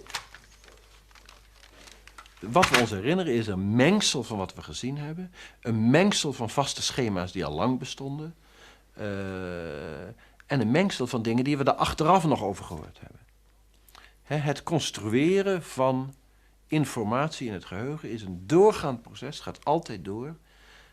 Juist omdat we de stand van de wereld, hoe die er nu uitziet, bij moeten houden, moeten we dus alles wat binnenkomt integreren met de bestaande kennis. Mm-hmm. En dat mengsel, daarvan zijn de verschillende herkomsten zijn er niet meer aan te herkennen. I think when we talk about memory, we have to bring reality into the picture. We have to deal with that word and that concept. Because you talked about correcting reality in relation to our frustrations and wanting to, the ways in which we, as it were, invent because we may have liked to have lived differently. Brodsky talks about animating reality. I confess that reality is... reality seems to me to be 1,000-octave kind of piece of music, of which one only is aware of 2 or 3 or 4 or 5. So when we talk about memory, one is always talking about something in which one perceives so little. Something of which what one retains is so much of a fragment. So we constantly have to weave out of what it is that we know, out of what it is that we think we remember, and out of what it is that we didn't know that we knew, but that only comes about in the process of actually doing it. Mm-hmm. So much of memory is activated in the process. Richard, what is this picture from? Midwest, gewoon Lego Montana. Montana, Midwest. Maybe Rocky Mountain. Rocky Mountains. Lilac flowers. Lilac flowers, yeah. April 1992. 92. What time did you well, finish? we see snow. You see snow in the mountain far away. If you look outside, yeah, there's snow also today. there's snow today. Can you see it or not? Yeah, here. We'll have a look outside, Richard. It's snowing. It's snowing. Yes, it is snowing. Yeah. Do you like snow? Yeah. Oh, I bet. Do you like snow, Richard? We bet. A little. But it is beautiful, isn't it, snow? Yeah. Or? No. Do you like the color white? Richard. Yeah. Do you like white in a painting? Yeah. White? Yeah. No. Because like, I don't see very much white. No, I think he seldom uses white unless he's drawing snow. But you see, that's white. Yes, but you don't like it? No. No. No. Why not? Oh, well, Leslie Road. He has to paint over it, with other colors to make it a dirty white. He seldom uses white, pure white color. Hoeveel kunnen mensen nou eigenlijk fantaseren, desalniettemin, over hun eigen verleden, zonder dat ze zich bewust zijn dat ze fantaseren? Een zaak waaraan ik gewerkt heb, had betrekking op 3 kinderen die hebben meegemaakt dat hun pleegzusje werd vermoord. Daarna hebben ze daar 8 jaar over gezwegen en toen zijn ze naar de rechter gestapt. En bij de rechter komen ze alle 3 eigenlijk met een totaal verschillend verhaal. De verschillen hebben betrekking op hoe het meisje is vermoord, wanneer ze is vermoord en door wie ze is vermoord. Dat nogal essentiële gegevens voor een rechtbank. De verklaring daarvoor is dat ze indertijd niet precies hebben begrepen wat ze nou eigenlijk hadden gezien. De realisering, we hebben een moord gezien, is een kwestie van nadere bewerking van die geheugeninhouden. En door die nadere bewerking van die geheugeninhouden ontstaan er verschillen en komen ze uiteindelijk alle drie met een totaal verschillend verhaal. Het gemeenschappelijke daarin is dat ze alle drie weten dat hun zusje vermoord is. Maar dat zijn naderhand ook gigantische verschillen geïntroduceerd. En of geen van drieën heeft gelijk, of één van drie heeft gelijk, maar er kunnen er niet twee gelijk hebben en zeker niet drie, want de verhalen zijn conflicterend. En er zijn er dus tenminste twee, mogelijk drie, die nu voortleven met een heel verkeerd idee over wat ze nou indertijd hebben meegemaakt. En dat is niet zomaar een eenvoudige belevenis, dat is een van de cruciale gebeurtenissen in hun leven. En ons vak leert dus dat de belangrijkheid geen garantie is voor de accuraatheid. Integendeel, je zou juist kunnen voorstellen dat wat enorm belangrijk is, voortdurend heroverwogen, voortdurend herkauwd wordt. En juist door die herkauwing laat je het niet met rust. En creëer je de gelegenheid om daar steeds veranderingen aan te brengen. But you know, there's one thing that I want to bring in here, and that is that some recent work in developmental psychology that seems to indicate that autobiographical memory is distinct from what we call episodic memory. That is the actual perceptual, if you want, memory for events. And that autobiographical memory starts to develop when children become a little more adept at using language.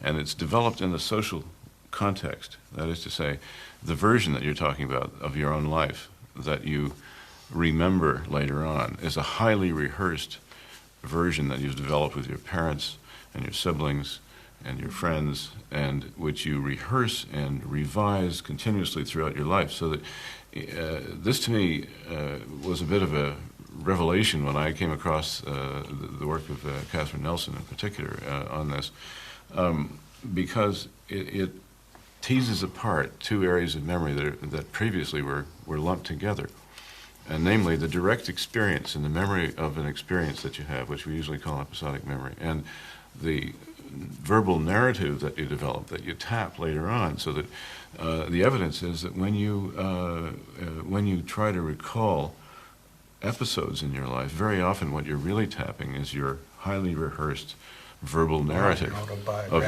your autobiographical version of your life, which is, of course, subject to all of the kinds of errors and corrections and so on of social pressures and social environments that you're developing in. And the interesting thing is that we used to think that the reason the reason most adults don't have good memories of, let's say, the time in their lives before the age of 5, was that the hippocampus wasn't mature. This was the theory that came out in the 70s. The structure in the temporal lobe that supposedly says now print and stores memory, converts them into permanent memories, was not there. Well, that turns out not to be true. Nelson demonstrated that young children, 2 years of age, have episodic memories, but they have to be tapped right away within a few days because they have no mechanism of accessing these memories later on. They can't talk about them. They don't have a verbal autobiographical version of the events. And it's only later on when they develop these verbal skills in a social context that they start to develop this big picture. So that to some degree, it's understandable that you could have constant revisions to this verbal narrative. Ja, en Rusland is ook niet meer communistisch. Oh ja, is dat zo? Ja. Oh. Oude partijelite, de oude communistische, stalinistische structuur is uit elkaar gevallen. Oh ja? En ze proberen daar nu een democratie op te bouwen, maar dat gaat echt heel erg moeilijk. Ja. Ja. Nee, ik heb een half uur of 3 kwartier geleden praat ik even met je over Joegoslavië. Kun je dat nog herinneren? Nee. Joegoslavië was ook een communistisch land. Ja. Maar daar is nu een burgeroorlog. Oh ja? Proberen ze het af te schudden? Nee, onderling. Het land wordt opgedeeld in 3 groepen, belangrijke groepen, die tegen elkaar aan het strijden zijn. Oh ja. Elkaar massaal afslachten. Maar ik denk dat Morris wel kan zeggen welke groepen dat zijn. Wat? Ik denk dat jij wel kan zeggen welke groepen dat zijn. In Joegoslavië. Die 3 groepen? Ja? Zou ik niet weten. Als iemand het zegt, dan zeg ik, oh ja. Laten we beginnen met de Kroaten. Kroaten, Serviërs en moslims. Ja. Ja. Ja. It does leave us with the question, well, how do we know this is a real memory? And then you have to ask, how do we know any memories are real memories? No, exactly. Yeah. That's my, as a non-specialist in the area of real memory. That's exactly the distinction I was trying to make earlier when I was asking about true episodic memory and true semantic memory. The possibility, my own experience has it, that I have in my head a very nice machine that will take fragments of my memory, and it's called the plausibility device. You see, it shows up on a PET scan. It's a big bright thing over here, and it goes, now if that happened and this is that and this is all part of the same memory, then these things must have happened in between, and it fills in all those things and it links it up, and it comes out. If you ask me what happened, I will give you a very nice verbal report. I will not have me on the airplane and then in the train without landing first. It will fill in the details for me nicely. I somehow feel the operation of that creature for my older memories, that when you ask me what happened, when you ask for an episode of memory, and it's more than some number of years ago, that machine is at work filling in. I have the fragments or true memories, but it is making up the continuity, and somewhat it's even making up what I'm feeling. As opposed to memories 3 years ago, in which I don't have that sense at all. There I have the sense of being a passive participant, and I can actually see this thing clicking by as a memory. And what you're telling me is there is no such real distinction. It's just that it has to work harder in one case than in the other. And indeed, you get patients who've lost this system as a result of frontal lobe damage. And they will come up firmly convinced of things that are patently false. That they've confabulated themselves, that have been suggested to them? Or? Not necessarily suggested to them.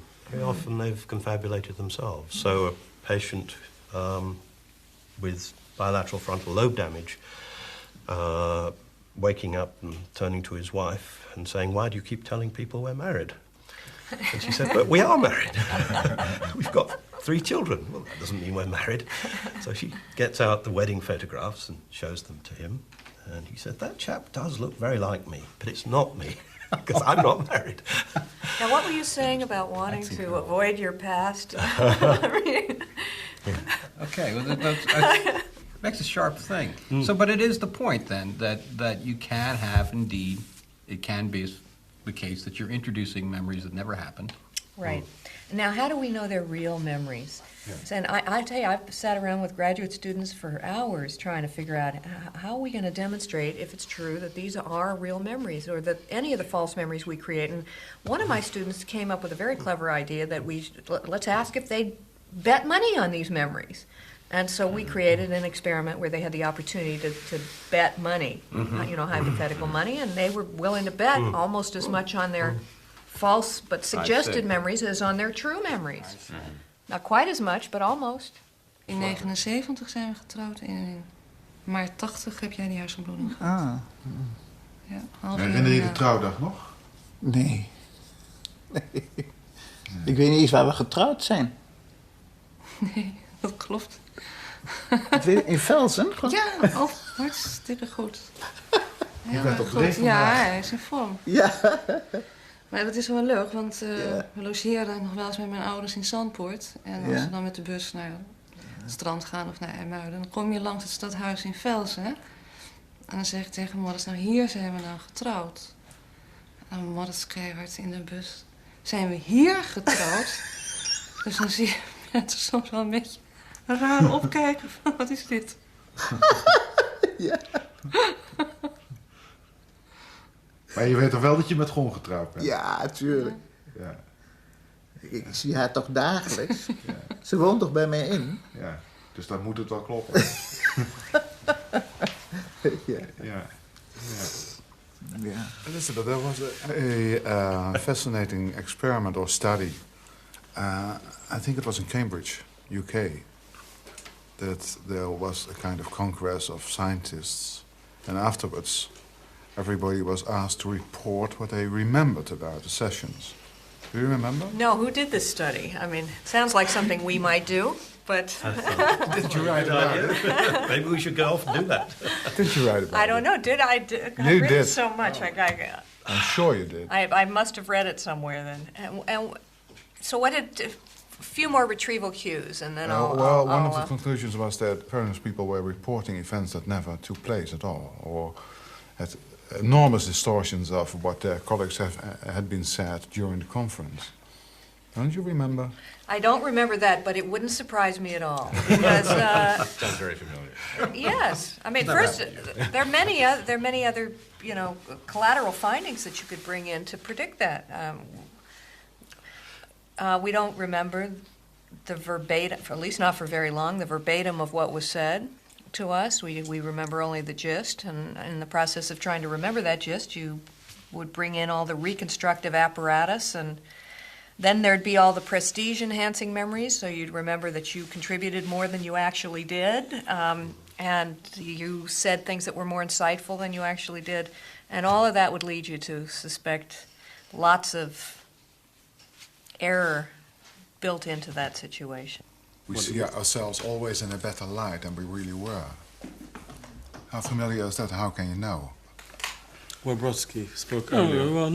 I don't think it's true. Well, you don't see yourself in a better light. In fact, memory is very much is the mother of guilt, of sense of guilt, yeah.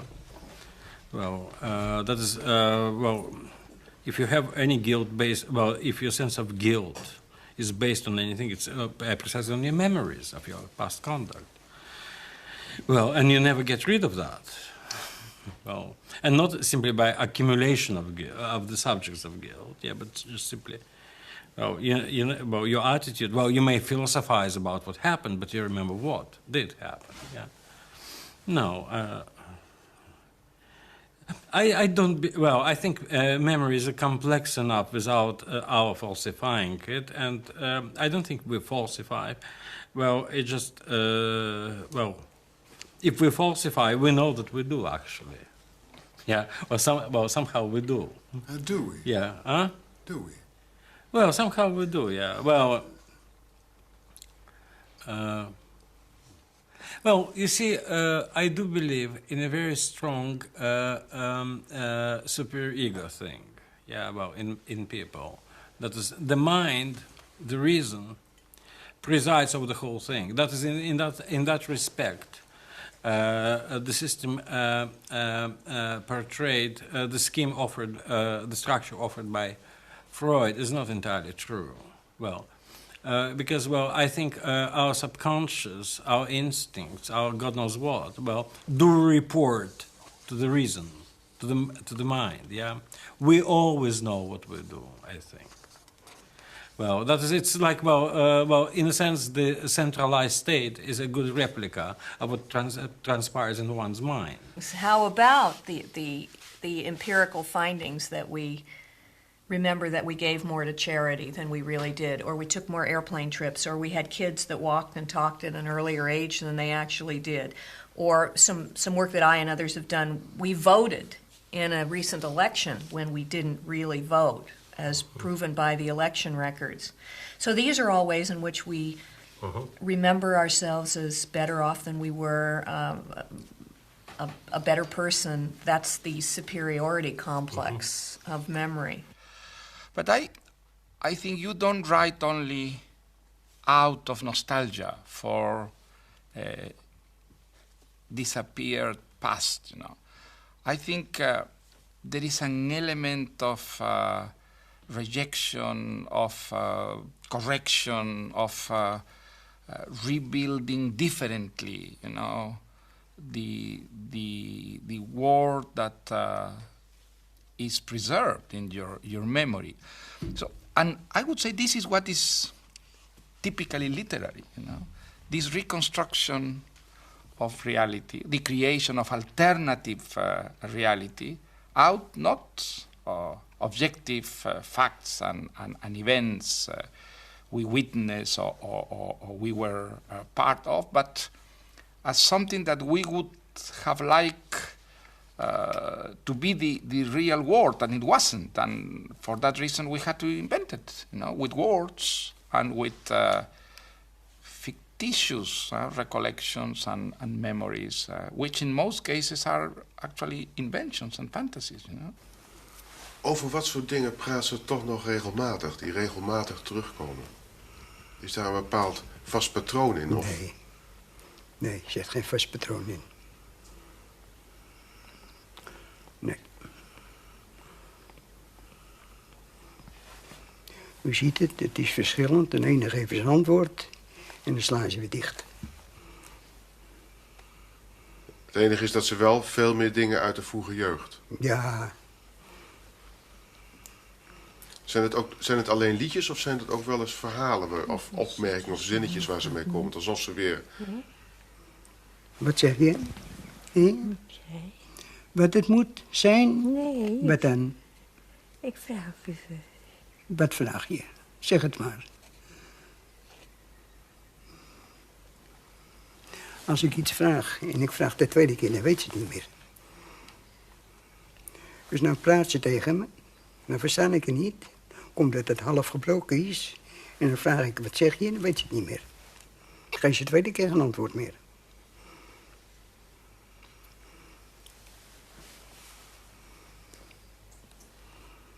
Zo snel weg, bam, boem. Ja. Binnen een seconde. Ja. Is er een gedachte en is binnen een seconde weer weg. En ze heeft ook weer een gedachte binnen een seconde. Maar ze luistert nu heel goed. Ja. Ze neemt het wel op. Maar het komt er niet uit meer. Opgesloten in haar eigen hoofd. Ja. En dan weet je niet wat ze zelf denken. Dan zitten ze stil en voor hen uit te staren. En dan weet je niet wat ze denken. Je weet niet eens of ze denken. Nee. Weet je niet. Zei u, mevrouw Nobbe?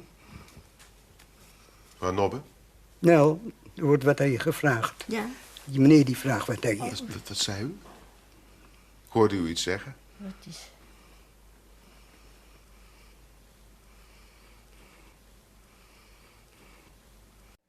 Here's the introduction. Ready? One. You play it well.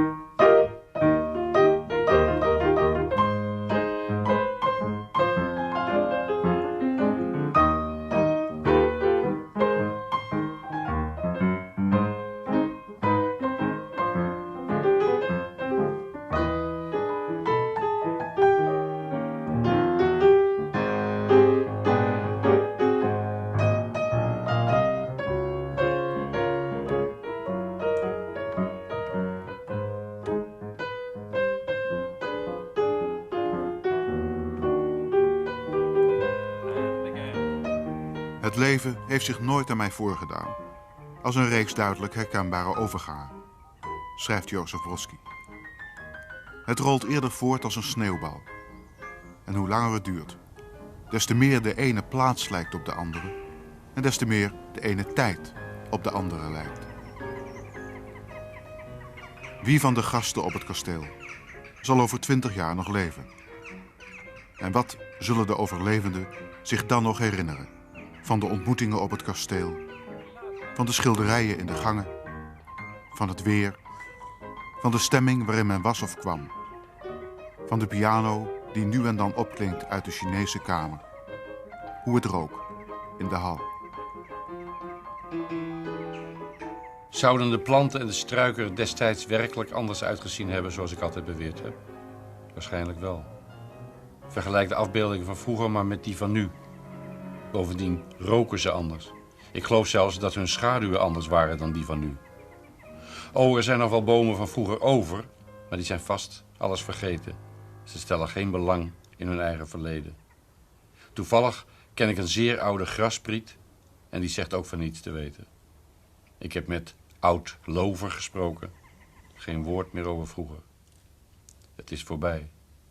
Het is voorbij. De hekken gaan langzaam dicht.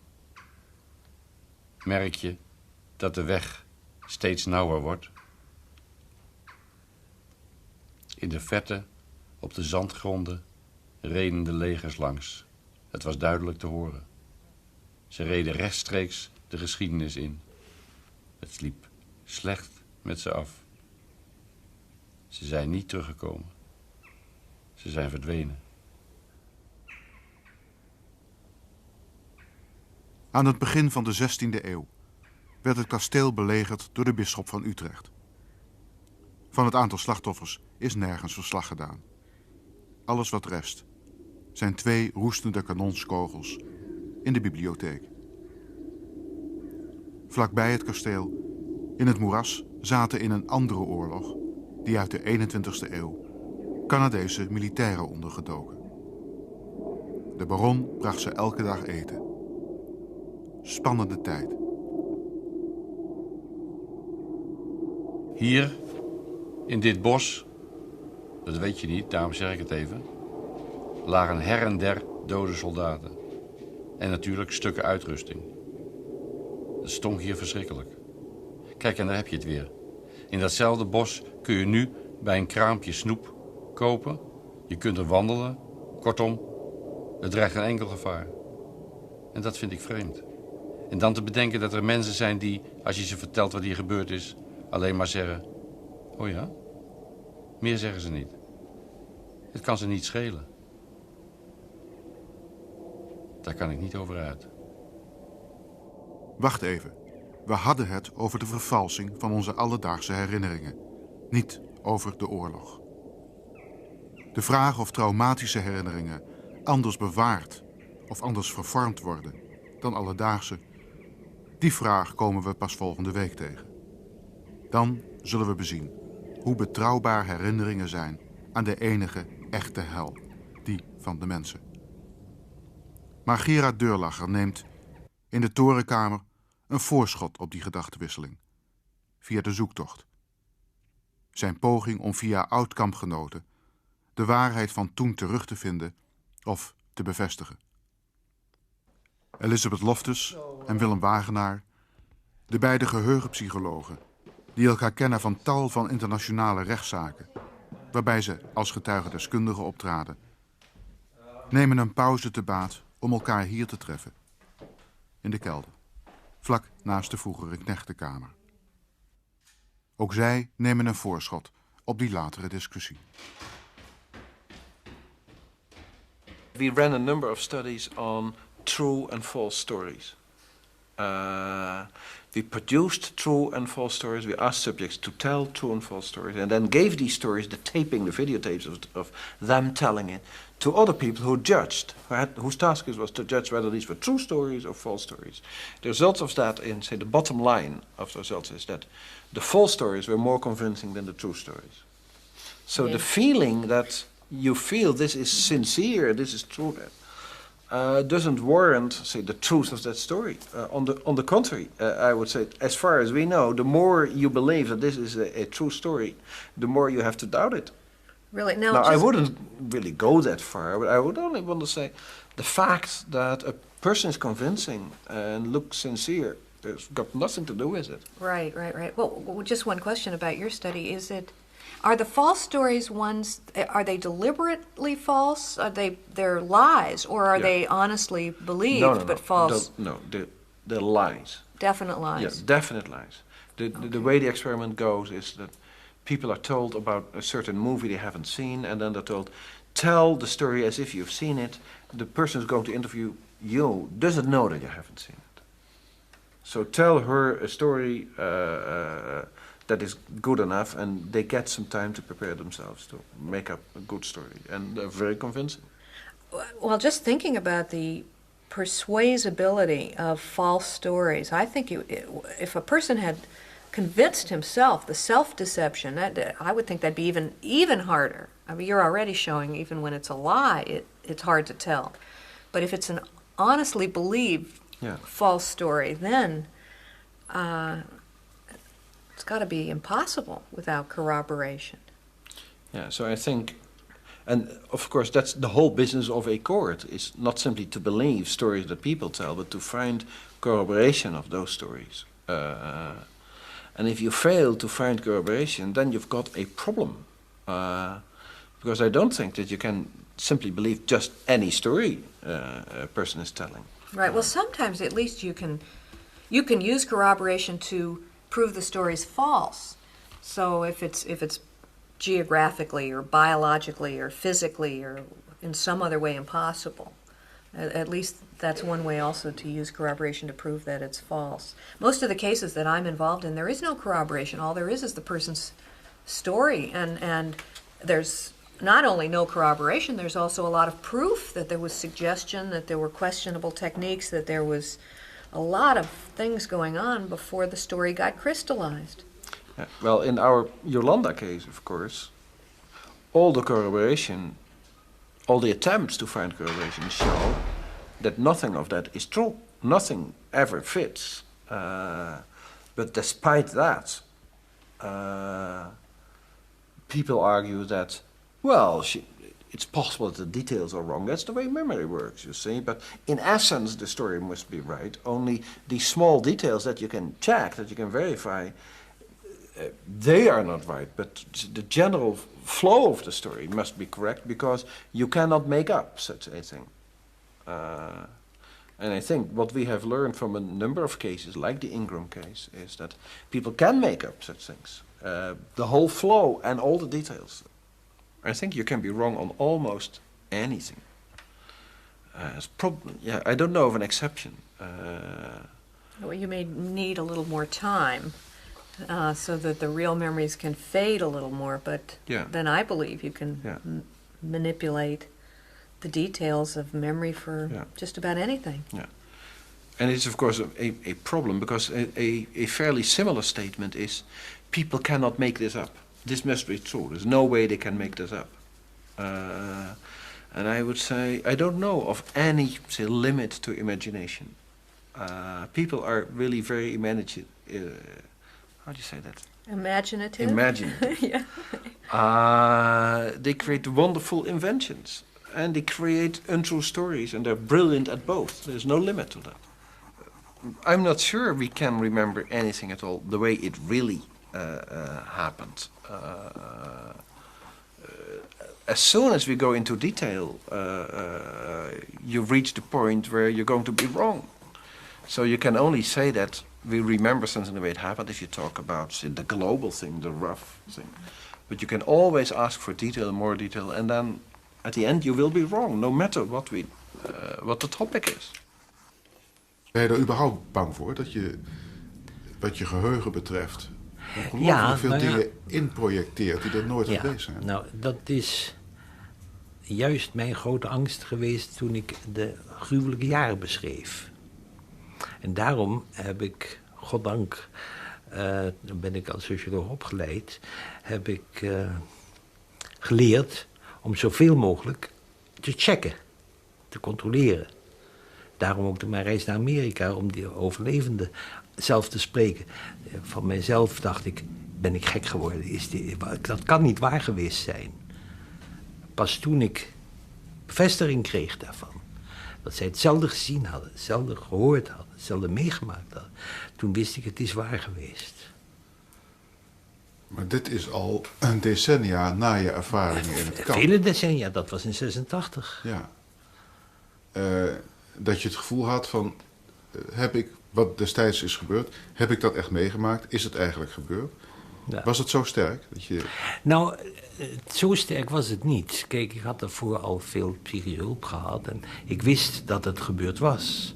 En ik hoefde alleen maar naar dit ding op mijn arm te kijken om te weten dat dat een nummer gestaan heeft. En dat weet ik ook nog heel precies. Maar hoe gruwelijk het was en hoe alles was, dat wilde ik weten van anderen. Want ik dacht, ja, het is een nachtmerrie. Die op dat moment sterker terugkwam? In het verloop van je leven? Dat je... Ja, dat was... Ja, ik heb dat geheugen en het zwijgen jarenlang opgelegd. Tot het niet meer ging? Tot het niet meer ging. Tot het tegen jou begon te blaffen? En hoe? Terwijl jij zei van, het is toch mijn geheugen en mijn bewustzijn, niks lukt. Nee hoor. Dit is waarschijnlijk een soort psychologische bescherming die je krijgt. Anders word je gek. 6. You don't know if I'm Nana, do you? 7, 8, 9, 10, 11, 12, 13, 14, 15, and 16. Finish now. Just got to walk to now. No. There's still a question of, could you really implant a complete memory or a stream of memories for having been molested, which seems in some of these actual cases to have actually happened when you have the luxury of being able to prove that it's false.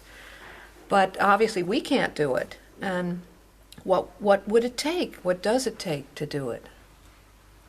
We know that some of the techniques developed by psychotherapists are very effective. In fact, I would even argue that psychotherapeutical techniques are designed to affect memory. That's what they are for. For various reasons, the objective of therapy is to affect or even to change the memories of a person. And we know that can be done quite well. So the question is not, can that be done to some people and can it be done in a short time? The answer is yes, definitely. You know, here's a phenomenon that we're now seeing. You've got these mostly women, but they've been in therapy. They've been led to believe that they were molested by this program of therapy and by the books they've been given to read and by the suggestions they've gotten. And now maybe they've accused their parents. And sometimes they report their parents to the police. They finally get out of this belief system. They realize their memories were false. And some of them have, in the U.S., have turned around and sued their former therapists for memory implantation. And despite the fact that they now are convinced their memories are false, and even when they've succeeded in some of their lawsuits, there are still people out there who are saying, well, I bet the original memories of abuse, those aren't the original memories. The original ones were the denials. But once they got the memories of abuse, that's real. And now that they have taken those memories back, they're back in denial. So you almost can't win in this situation. But I would like to use these as examples, even though they're not perfect proof, of the ability to actually create whole memories of abuse that never happened. And so in some sense it's kind of a natural field experiment that we could never do, but has been done out there in the world. That's the worrying thing, that we cannot do such experiments, but psychiatrists and clinical psychologists can, apparently. They can implant all sorts of memories in people without having been sued for it or getting any complaints. On the contrary, their clients are very grateful for having these memories implanted. Right, well, because they are told that this is the ticket to healing, and they have to come up with these memories, otherwise they're never going to feel better. I don't know what we do about the privacy of what goes on behind the door of a therapist. I mean, should we undo that privacy? I mean, should we, because it might be doing people harm in there, or what?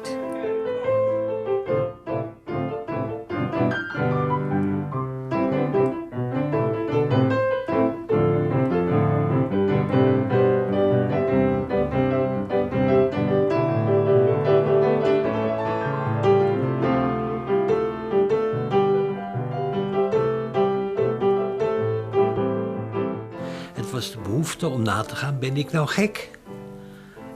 Verbeeld ik me? Is dat nachtmerrie? Wat is dat? En dat gesprek met iedereen die eigenlijk dezelfde herinneringen had, heeft de zaak gewoon vastgezet. Ik moet erbij zeggen, bij een aantal van de jongens, dat heb ik het net al gezegd, was die periode weggesneden uit hun leven. Totaal. Net zoals bij Henry in Buffalo. Maar daar was ik niet zo verbaasd over dat het niet meer aanwezig was. Ik vond het volkomen logisch. Toch vertel je het verhaal niet volledig. En dat is? Je hebt geschreven, 1 gedachte dringt zich onafwendbaar aan mij op. Mijn zoektocht is veel meer dan het zoeken naar verhalen. Ik graaf naar lichtpunten in het zwarte verleden, naar tekenen van vriendschap en solidariteit, om de last der herinnering te verlichten. Ja, ik begreep wat je bedoelt. Het is ik zou bijna zeggen, een picture in our head. Om in die omstandigheden te zoeken naar vrienden. Je denkt dat dat echt vrienden waren. En dat geeft houvast. Het was vreselijk in die kampen? Maar je denkt, je hoopt. Ik dacht gewoon, ja, dat is een soort kameraadschap. Dat was je herinnering, althans dat was wat je je wilde herinneren. Wilde herinnering, precies. Ik zou willen zeggen, wat chocolade om de zware, zure pil te leggen. Dat heb je in al die decennia gedaan. Dan ga je op zoek naar al die mensen van toen. Ja. En dan schrijf je vervolgens aan het eind van de zoektocht: de paradijselijke solidariteit is een illusie.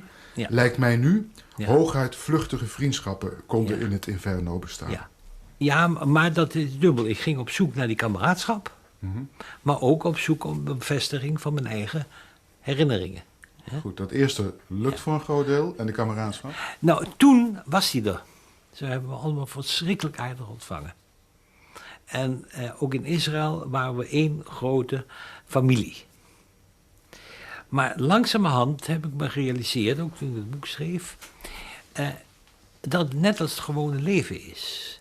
Je was natuurlijk samengevangen en je moest elkaar ook helpen als het kan. En daar heb ik van gemaakt, er waren vriendschappen. Maar er waren een paar bij die me heel erg aan het hart gingen. En de andere, was vrij neutraal tegenover. En dat heb ik me pas na die reunie ook gerealiseerd. Je had elkaar heel hard nodig. Je liet elkaar ook niet echt vallen. Maar vriendschap, dat was het niet. Dat was de herinnering die je bedroog om te kunnen blijven functioneren. Precies. I see these cases, maybe just in these sex abuse cases over the last 3 years, there have been, 50 of them or something. There is rarely any corroboration. There's no good corroboration, and rarely anything that's even remotely corroboration. And I see the pain of the accused people and the accused families who get dragged through this process. In one case, even though the defendant won the case, still he spent $90,000, which would be typical to give yourself a good defense. So it's just a miserable situation.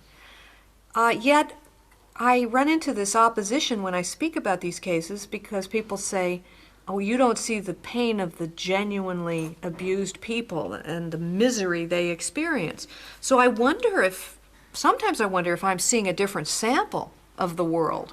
I mean, I'm seeing the sample. They're these recovered memories. It's after lots and lots of suggestion, and there's no corroboration. And they're in litigation, which already makes it a special case. Am I missing part of a bigger picture where, I know there's real abuse out there, and there are horrible things that do happen, but I try to make that separation, and other people try to bring them all together. I have seen a case where, let's say, the person remembers, after a lot of suggestion, remembers all these events, and one judge will say, it just hasn't been proven that these specific acts actually happen, and I cannot find for the plaintiff, the one bringing the accusations. But a different judge on a different occasion will say, well, I don't see any specific proof for these, but something must have happened. I believe he abused her. And there'll be a conviction or there'll be a finding against the defendant just on this belief that something must have happened. And the difference in those cases, there are many differences when you go from one case to another, the credibility, the sincerity, whatever. But one difference is just the judge and what the judge is willing to decide on. The problem, though, is, of course, that if a law would state we're not going to believe memories anymore, memories are not reliable enough, there must be something else apart from memories. That means probably that in whole categories of cases, like rape, abuse, and so, you cannot prosecute anymore because almost by definition there's nothing else but memories. So I think that's not going to work. I think what we need is criteria for, say, assessment of the reliability of memories. Some of the testimony must meet some reasonable criteria, and a judge is, I think, in the first place there to apply criteria provided to him or her by the law. Right now there are no criteria, so there you get this arbitrariness. Je hebt het verleden, je hebt het heden en dan is er ook nog de toekomst. Dat zijn er 3. Maar er is nog een 4e. Het verleden van de herinnering, van de verbeelding. En dat is een ander verleden. Het is met de wijsvinger ingekleurd, het is gekneed en verbogen, het is verschoven en gekrompen, het is verfomfaaid, hier dik en daar dun geworden. En men denkt dat het zo hoort. Hier is sprake van een onwrikbaar verlangen naar die idylle. Oh, wat is er mooier dan het verleden dat door de zee van de herinnering gegaan is. Een schoon gewassen verleden. Ontdaan van elke smet of vlek.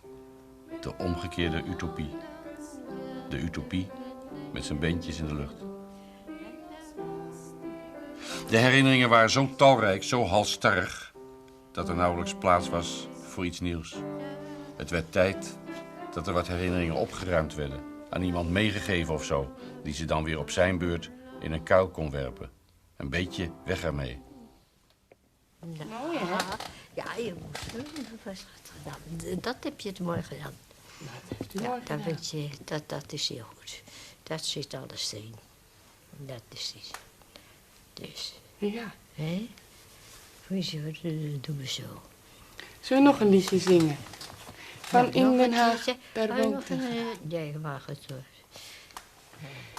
In Den Haag, daar woont een graaf en zijn zoon heet Jantje. Als je vraagt waar woont je pa, wijst hij met zijn handje.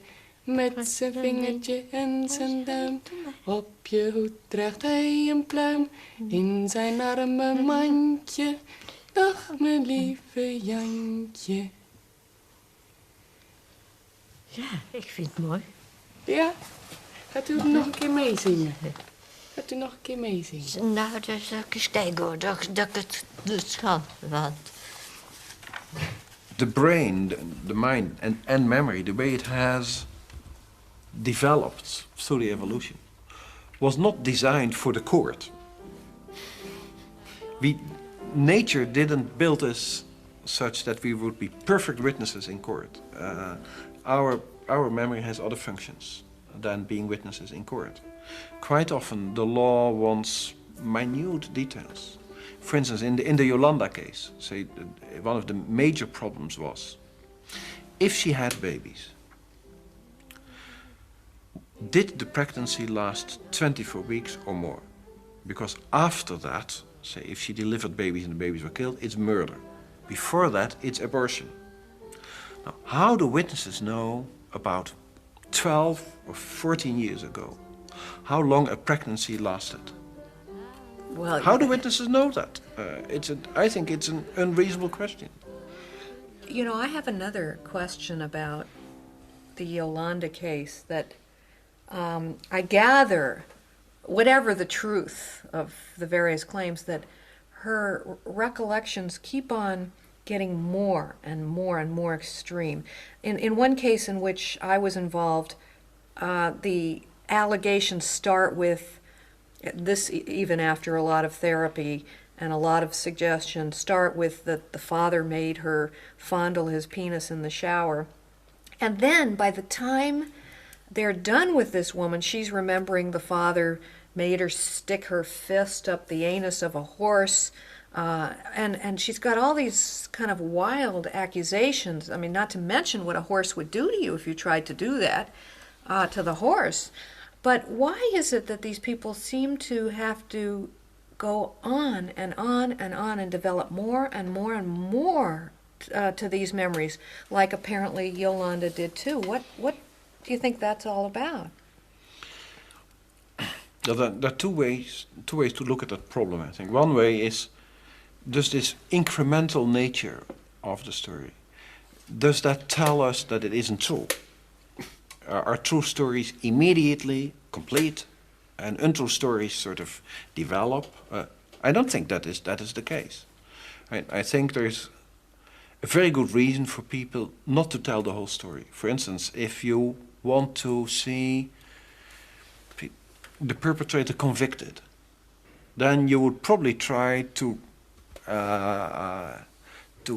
obtain that effect with the minimum story. Because why would you tell it all to other people if, say, the minimum would do? And then if you notice that the minimum story is not good enough for a prosecution, then you have to to tell more and tell more, till finally you bring out the whole story. So that would explain the incremental nature of the story. Well, in some cases. In some yes. cases. On the other hand, it's also possible that for exactly the same reason, you start with the minimum lie because you want to hurt another person. And if you see that's not going to work, you increase the lie and make it bigger and bigger. So the incremental nature doesn't tell us whether this is a true story or a false story. It cannot be used. Could be either. It cannot be used. The problem, though, is that if a judge believes a story, say, not the beginning story, not the initial story, not the final story, but something in between, how does a judge know that that is the true story, that the initial story is not the true story, and that halfway this is the truth, and then she's going beyond the truth and it's not true anymore? How would a judge do that? Some of them think they can do that, and it makes me crazy, actually. I mean, someone had the analogy of, would you go into a restaurant, and even if it was your favorite restaurant, even where every single time you went there, you ordered the same beef stew that was your favorite, and you bit into a piece of beef stew this particular night, and it was rotten.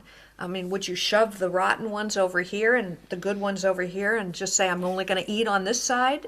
No, you'd say, take this stew back. I don't want any of it. But that's not what's going on in these cases. They're doing exactly that. Je zei tegen mij, want ik ben eerder bij je geweest. 2-3 maanden geleden. Heb ik een hele middag bij jullie zitten praten. Oh ja. En toen zei je op een gegeven moment tegen mij, ik zit vaak urenlang te denken. Ik ben nogal een tobber. Ja. Ja, ook door mijn geheugenverlies natuurlijk, hè. Zit ik te tobben, te denken, wat is dat nou weer? Dat komt ook door mijn geheugenverlies, denk ik. Maar waar zit je dan aan te denken? Waar top je over? Alles. Alles. Aan een vriendinnetje uit mijn jeugd, zou ik maar zeggen. Of kennissen. Ja, bedoel je, dat denk je dan aan of probeer je aan te denken? Of? Ja, ik denk gewoon aan.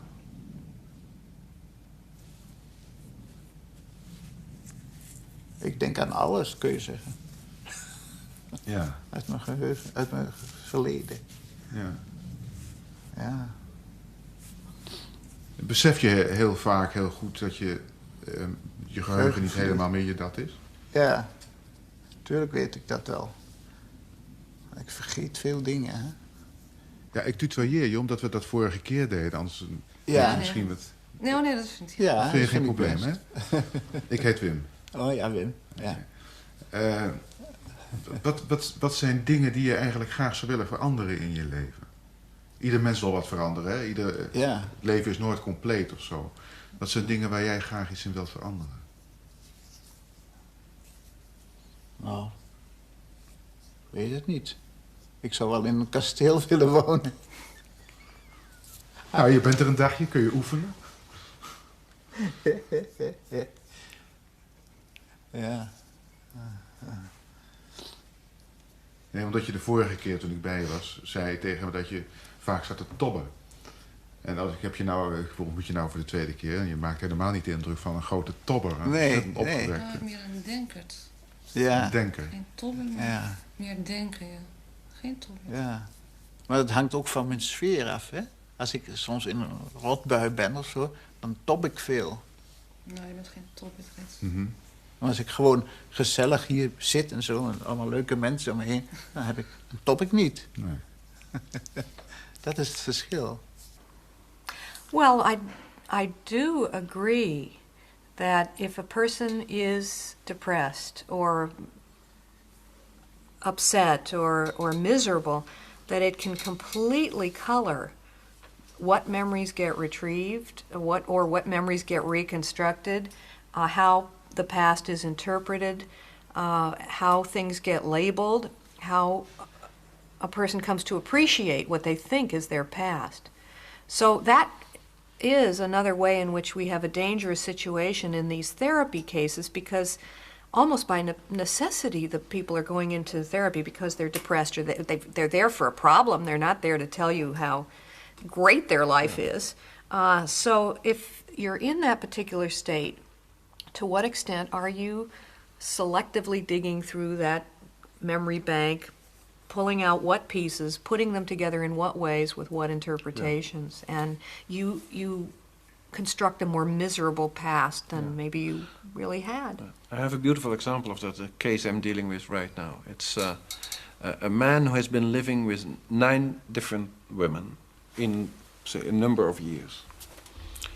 I think he cheated one woman with the other in succession. So they all were cheated.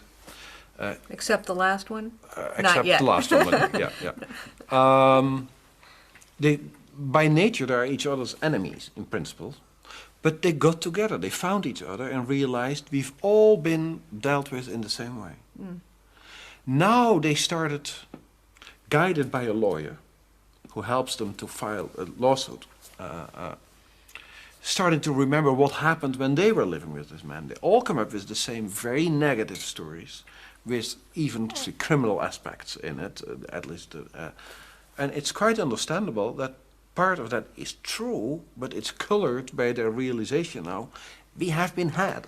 Right. And I think almost of any marriage, if you wanted, you could pick a very negative story of what happened in the marriage. If later on you look back on it with the idea, boy, have I been had. You can always do that. So I think a judge should take into account, see, the reason why all these women now got together and what makes them say whatever they complain about.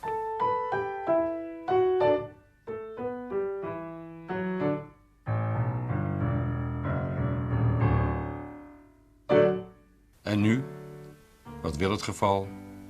Het kruispunt van de beide lanen is er niet eens meer. Geen spoor. Er loopt een snelweg. De lanen zelf zijn verkommerd. Onduidelijk. Is het hem nou of is het hem niet? En dat stemt triest. Het is min of meer een willekeurig gekozen plek en toch zegt dat het een en ander over het verleden. Maar moet dan werkelijk alles bewaard blijven? Zijn dat niet wensen en gevoelens die men slechts in weelderige omstandigheden kan koesteren? De tijd slokt alles op. Het gevecht tegen de tijd is een onzinnig gevecht, dat nooit en ten nimmer goed afloopt. Misschien is het daarom zo'n fraai gevecht. Men raakt eraan verslaafd. De tijd is niet te vertrouwen. Er ligt een schreeuw van schrik tussen nu en toen. De tijd is werkelijk niet te vertrouwen. Pas toch op, de tijd verstrijkt.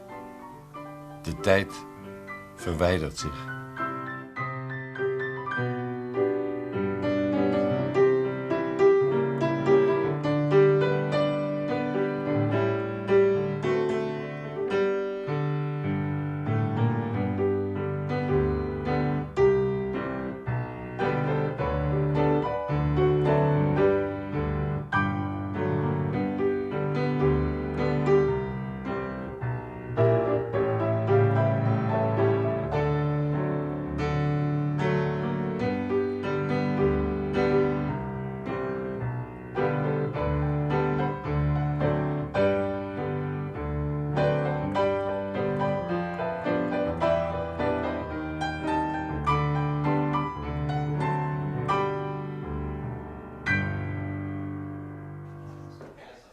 Elizabeth Loftus verlaat de kelder om zich weer te scharen bij de psychologen Ellen Baddeley en Merlin Donald en de neurowetenschapper Gary Lynch in de dinerzaal met de witte dame aan de muur.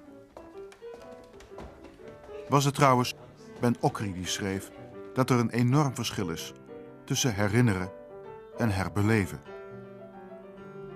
Was het Brodsky? Zei Vargas Llosa het? Schreef Armando erover?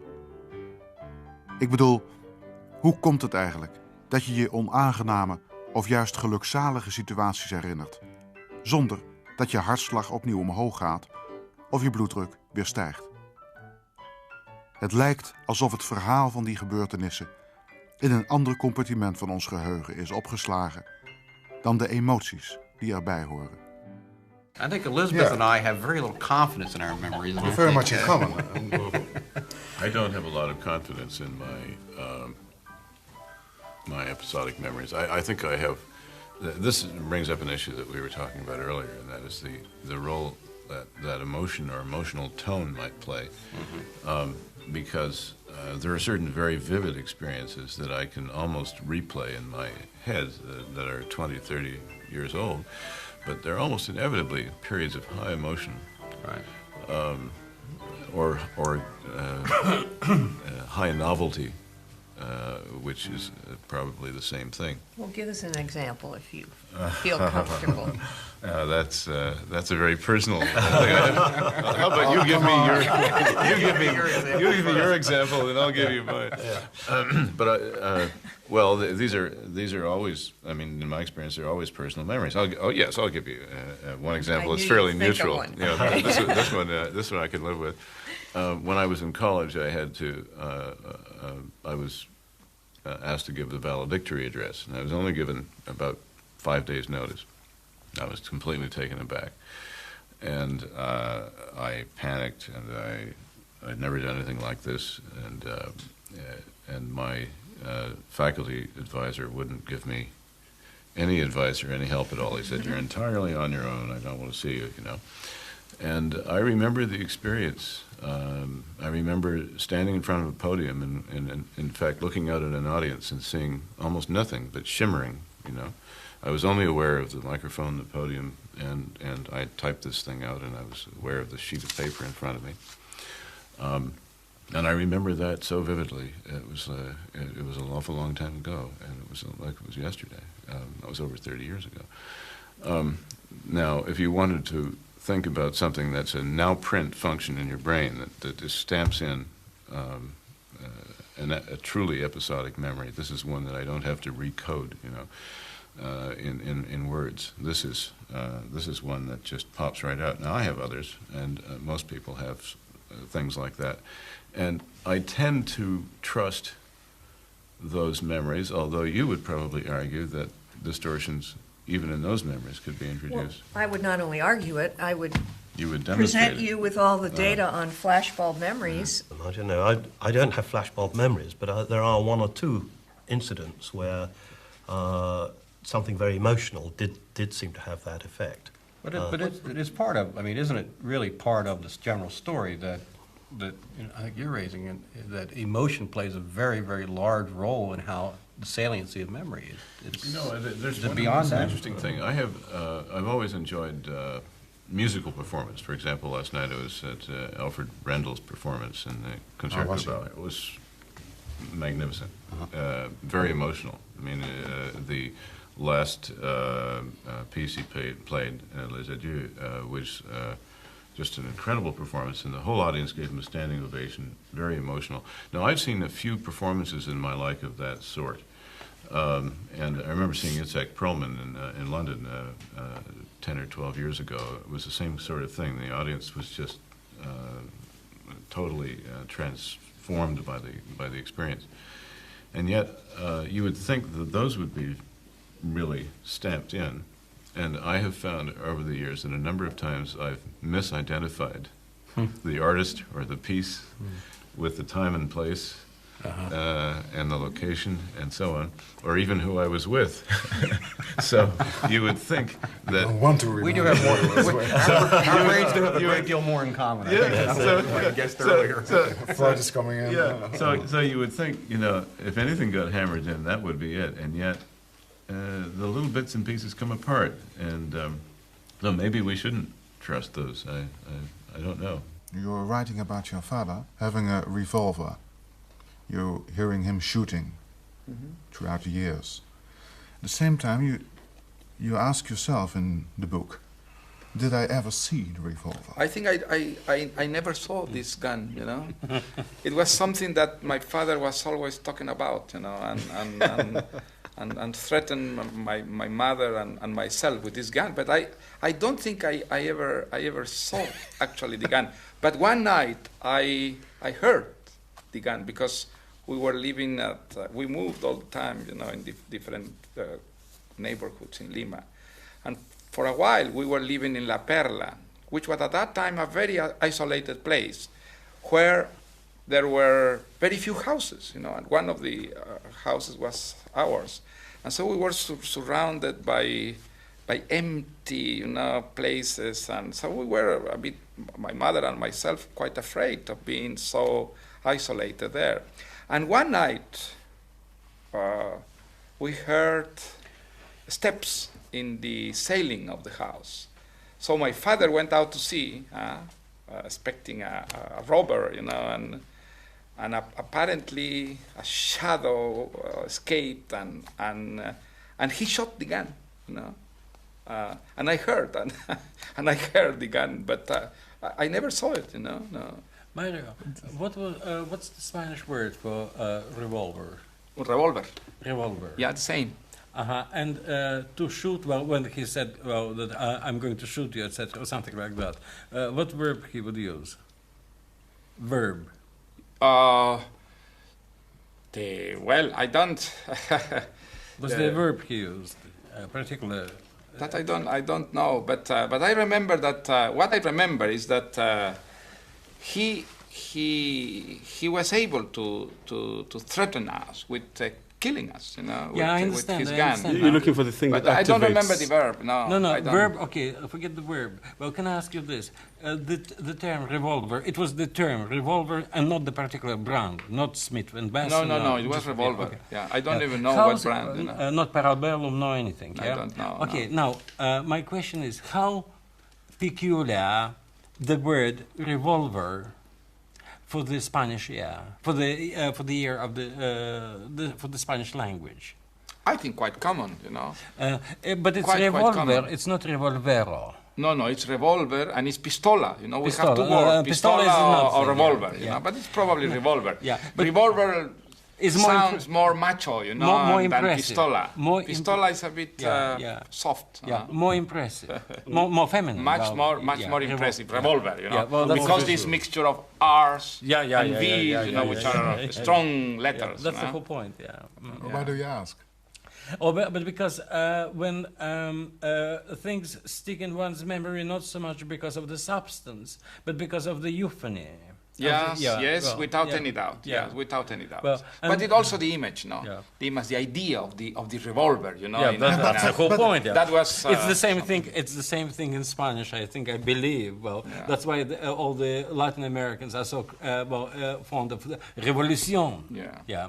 Because it's a word which is slightly out of the context. We are fascinated with R's, you mean? Yeah, that's the whole point. And V's, with R's and V's. Nevertheless, traumatic memories are more open to distortion than others. Yes. If I think all say to you, are open your to father distortion. didn't have a revolver at all. No. It was kind of materialization of your fear. He had a revolver because, he had a revolver. That was not unusual, in Peru. Many, that was, I wouldn't say totally normal, but many people had guns, had got revolvers, And Do they, if you do things like the EEG things or polygraph type things or galvanic skin response, things that reflect emotion or responsive to emotion, and is there a psychological study where I would ask you about very painful memories I knew you had in your past and see that you'd have a very strong galvanic skin response, let's say? Whereas if I ask you about a fake memory, you wouldn't. I'd love to do something like that. I don't think that's it ever... Well, it certainly hasn't been done with any of the really high-tech kinds of things, PET scan sort of technology. So one has a feeling from the story we heard earlier, when you were reading, you're thinking about your story. If we put you in a room and said, think about this and fill us in all the details, I have a sense that if I was measuring your blood pressure and your blood flow and you're sweating and all the rest of it, that I'd say, this fellow's really having a psychological experience. I wonder if that would be true if we implanted such a memory in his head and he read it back to us. You remember the voice of your father, the way he is looking, the way he is walking, better than any other person in your childhood. Without any doubt. Because it is related to a traumatic event continually.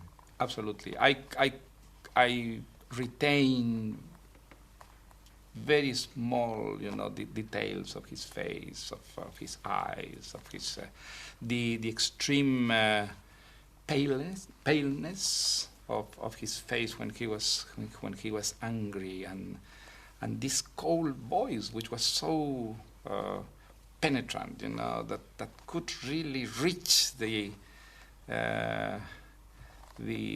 most secret, I think, corners of my intimacy. I felt completely naked, when I faced him in an attack of rage. Maybe it was the voice of your language, Mario, rather than your father. Mm-hmm. Well, I remember, because we were so innocent that we didn't say four-letter words, for example. Mm-hmm. I remember to say carajo, mierda, this. When I was 7, 8 years old, that was, that's out. And when my father was furious, he used terrible, terrible, dirty words, and this, of course, was another aspect that made me so afraid. These words that were absolutely out of the acceptable language, before for me. There still is a question. Well, maybe traumatic memories might be somehow stored differently in the body and so on. And I want during a break, anytime to go over. Well, we're gaining really much better information now, I think, at least on brain subsystems that are encoding various kinds of memories. And all right. The work of Joe Ledoux and many others now is making a strong case for certain emotional aspects of memory to have their own special channel into a brain region called the amygdala. And this is a strange piece of work. It is a strange piece of machinery down there. It's not to be offensive, but it's not a proper, decent brain structure by my standards. Well, is there something about the amygdala that could help us understand how you could take 10 years worth of traumas, for example, and have total amnesia for them and then recover them later? It's a brain structure that is locked into and itself receives dense projections from lower brain regions, lower brain systems that we know are intimately involved in emotion and state. For example, serotonin, now famous for Prozac, the drug directed is a serotonergic drug. That system has a special and wonderful deep relationship, two-way anatomical relationship with the amygdala. I mean, it's buried within lower brain systems that are controlling arousal, heart rate, feeling. That's why I asked the question earlier. Might it be possible that you could look at some simple, sympathetic kind of signs, such as heart rate, pressure, and this sort of thing, as a marker for amygdaloid involvement? We know that this brain structure, which is intimate in encoding the emotional valence of sensory cues, of information, that this structure has got direct relationships into those parts of the brain that are controlling gastric secretion. Well, you started by quoting some scientists on the subject of memory, consciousness, brain, this and that, etc., etc., etc. Well, this is a pet objections to some type of scientific inquiry, especially concerning artificial intelligence and this and that, etc.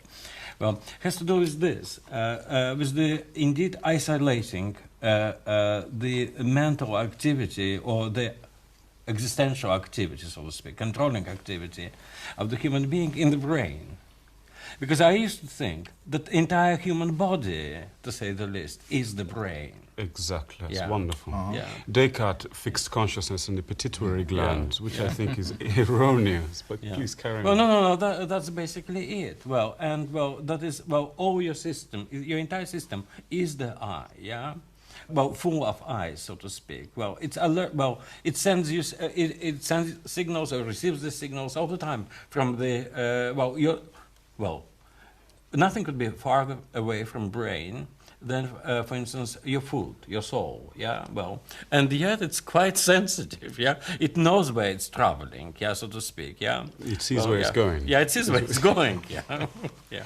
Well, we'll try to amputate your leg, and it's still there. And you may have a memory of having a leg, It's and there. you may even have a pain, yeah? Yes, yeah. Now, Gary, I wanted to ask you, when you brought up the amygdala earlier, because well, you might remember that 20 years ago, Marx and Irwin, the neurosurgery combination in Boston, made the proposal that repeat violent offenders should be amygdalectomized. And the evidence is that if you lesion the amygdala, the individual becomes very placid and is very unlikely to get aggressive and so on. Now, for a variety of reasons that I happen to agree with, that isn't normally done. But is it possible that that amygdalectomies, there are two possibilities. One possibility is that an amygdalectomy calms the person because it cuts out if you want, the conditioned emotional responses, the linkage to the cortex of all these subcortical emotional systems. The other one seems to me is more related to what you were saying, and that is that you're not really destroying the responsivity of the system, you're destroying the memories or the possibility of forming associative memories. Do you want to comment on that? Well, I think both things are going to happen. In the one sense, you're going to remove, you're interrupting a system that allows the emotional content of the memory to express itself. And in another sense, you're removing the ability of the brain to take what is probably its premier system for attaching an emotional sign to the memory. But even for the past memories, the memories that are already there, it is likely that expression of the emotionality of that memory as you're reliving it is going to funnel through the amygdala. It's simply anatomically. This is not the sort of thing that we have hard psychobiological evidence for, but anatomically, we know that the entire neocortex, the entire sensory systems that are processing the memories and the cue memories and recalling them are funneling down through temporal lobe structures that go to the amygdala, and from the amygdala into areas of the brain that do the heart, the eye, the blood pressure, the sweating, etc., the rest of it.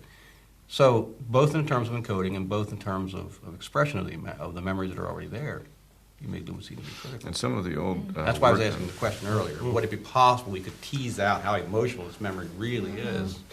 I think it would be very interesting to start by taking a genuine emotional memory and seeing to what extent, by requiring more detail, more sensory detail, more attempting to relive it, one did involve more and more emotion. And then I think having established the phenomenon, then it would be very valuable, I think, to... You're quite right. See if You're we quite could right. distinguish To one. try to tell the difference between the two. The problem is that even there, in the clinical situation, it still might not discriminate, because by the time the therapist has spent a lot of time possibly constructing, possibly uncovering this memory, the patient's going to have undergone a lot of emotion. So it might still not work forensically, but I think it would be a very interesting line to explore. Mm-hmm. But I think you're probably right. I mean, in the end, that one can implant not only the contents of memory, or contents of a memory, but as you were saying, you could, with a little practice, get all the appropriate emotionality and all the rest of it put in there as well. You said moods. You know, for me, it tends to be mood. I mean, I'd remember this by a certain mood which I can work backwards to what will become visual, what will become this. Mood, because I somehow feel that within mood is contained all the kind of inculate all the sort of seeds of the combination of things that I've sensed. So in other words, it's not just one sense, it's all the senses meeting.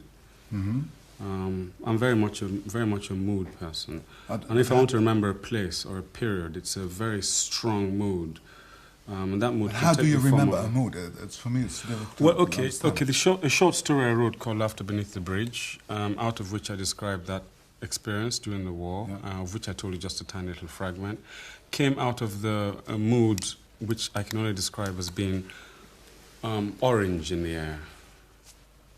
if you can imagine an orange, then the color of the orange, just that in the air. Baby Dashki can. It's just it was just a very strong mood, like that, of orange. And I don't know why, but that haunted me. And I wrote just out of that mood without knowing what the story was. And out of it slowly came this thing. And then it took me 4 or 5 years before I realized what it came out of. And then it took me some more time before I could actually connect the mood to the structure of every single sentence in that story. I had to always keep the mood there. And if I'm going to remember Vargas Llosa, if I'm going to remember Vargas Llosa or Joe Brodsky, it's going to be by particular moods, out of which will come the way he sometimes taps his fingers, or the way he sometimes looks down. That's what you will remember. Yeah, the but way he is looking down. The way he's looking, but it will come back from a certain mood that I have about him, that he gives me. There's no other way I can describe it. This piece of music too affects me in terms of a mood, and places in nightmares and foods. Also visuality. If you think, everything is in there: visuality, taste, smell, and music.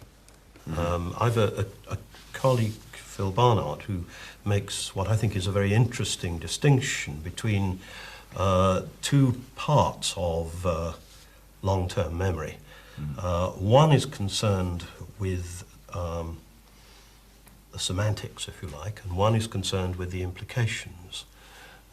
And by separating these two, you can have a system that can talk about death and horror and so forth and exchange conversations about this without deeply influencing you. And it's very useful to have that system.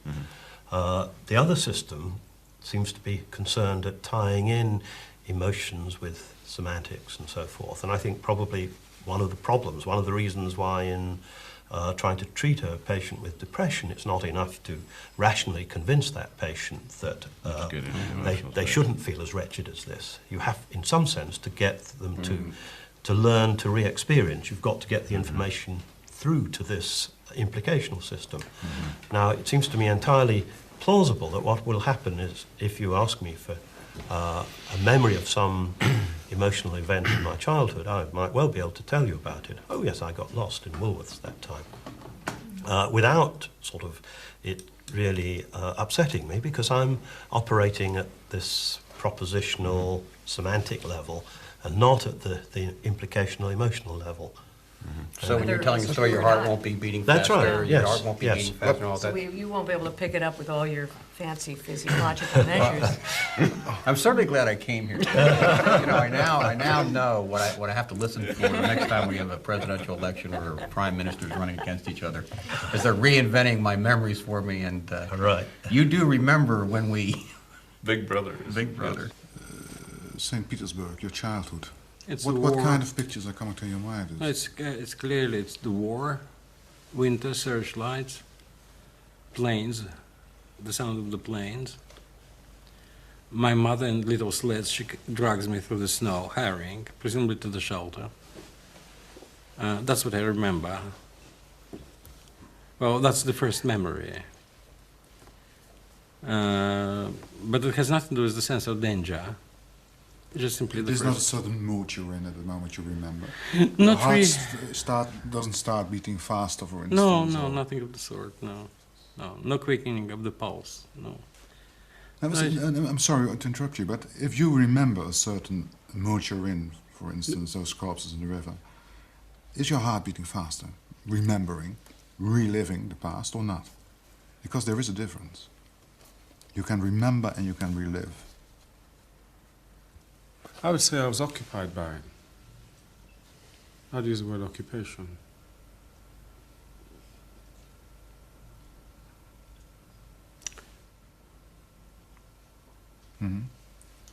No quickening of the pulse. Well, basically, to me, I think one of the since Ben spoke of the moods, one of the most automatic things that comes with every memory, so much so that you really can't separate that, the two, is the image and the sensation and the sense or mood, if you will, that it doesn't exist anymore. That's sort of elegiac nonsense, yeah. It doesn't exist. Well, no matter what it is. But the sense of, if you will, of loss. Well, not the loss that I bemoan, etc., etc., etc., the loss that I sense. The absence, rather, than the presence. For that matter, for that reason, I suppose, you can be even nostalgic of the war. I can feel nostalgic for the war. Because it's not there.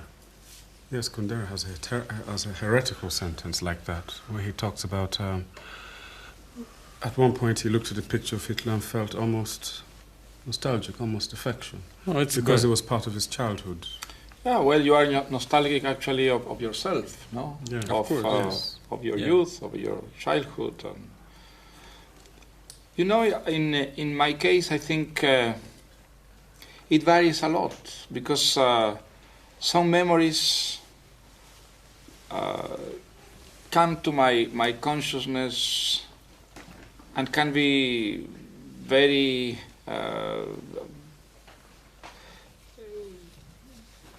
a very innocuous kind of experience, an experience that doesn't sadden me, nor makes me happy. It's something that is there, you know, and that I can experience in a very detached way. But in other cases, on the contrary, some memories are very painful, very, very painful, and actually reburied, you know, the feelings of sorrow or of hate or of that was attached to the original event, you know, and this is also something that I cannot control. It's something that happens, you know. So there is obviously an unconscious mechanism which reactualize the past in an uncontrollable way. Ze had het er altijd over en zo, over brand en brand. Ja. Weet u het nog, mevrouw Nobbe? Mevrouw Nobbe? Weet u het nog van de brand? Wat is er? Weet u het nog van de brand? Of je nog van de brand weet, van de Wilhelminastraat. Ja. Ja? Denkt u er nog wel eens aan? Nee, nou niet meer hoor. Maar het begin wel hoor. Toch. Wat? Toch? Toch wel? Ziet u dat ze antwoord geeft op die vraag die ik stel? Dat is een moment eventjes. Ze vangt het wel op. Ja, want we hebben het over de brand, hè? Mevrouw Nobbe? Nou, kijk eens naar die meneer. Hij zei, we hebben het over die brand. Kunt u zich nog herinneren, de brand? In het huis? Mevrouw Nobbe? Weet u dat nog? Ja?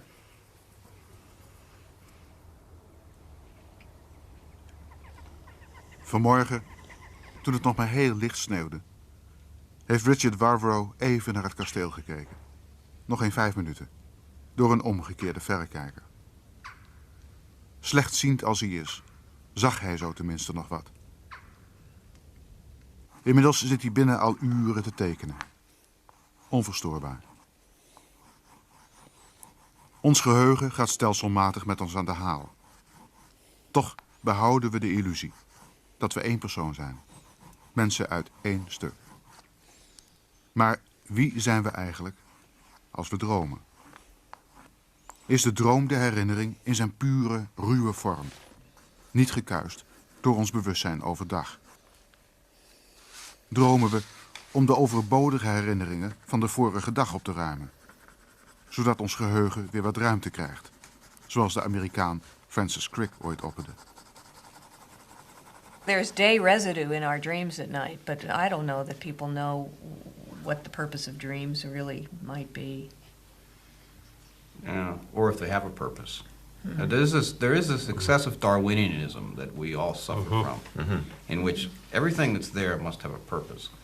And when you, I think Stephen Gould and many others like him make an excellent point when they say that's not really the way to look at biological systems. There's great massive things that are very important to us that never really had a reason. They just happen to happen.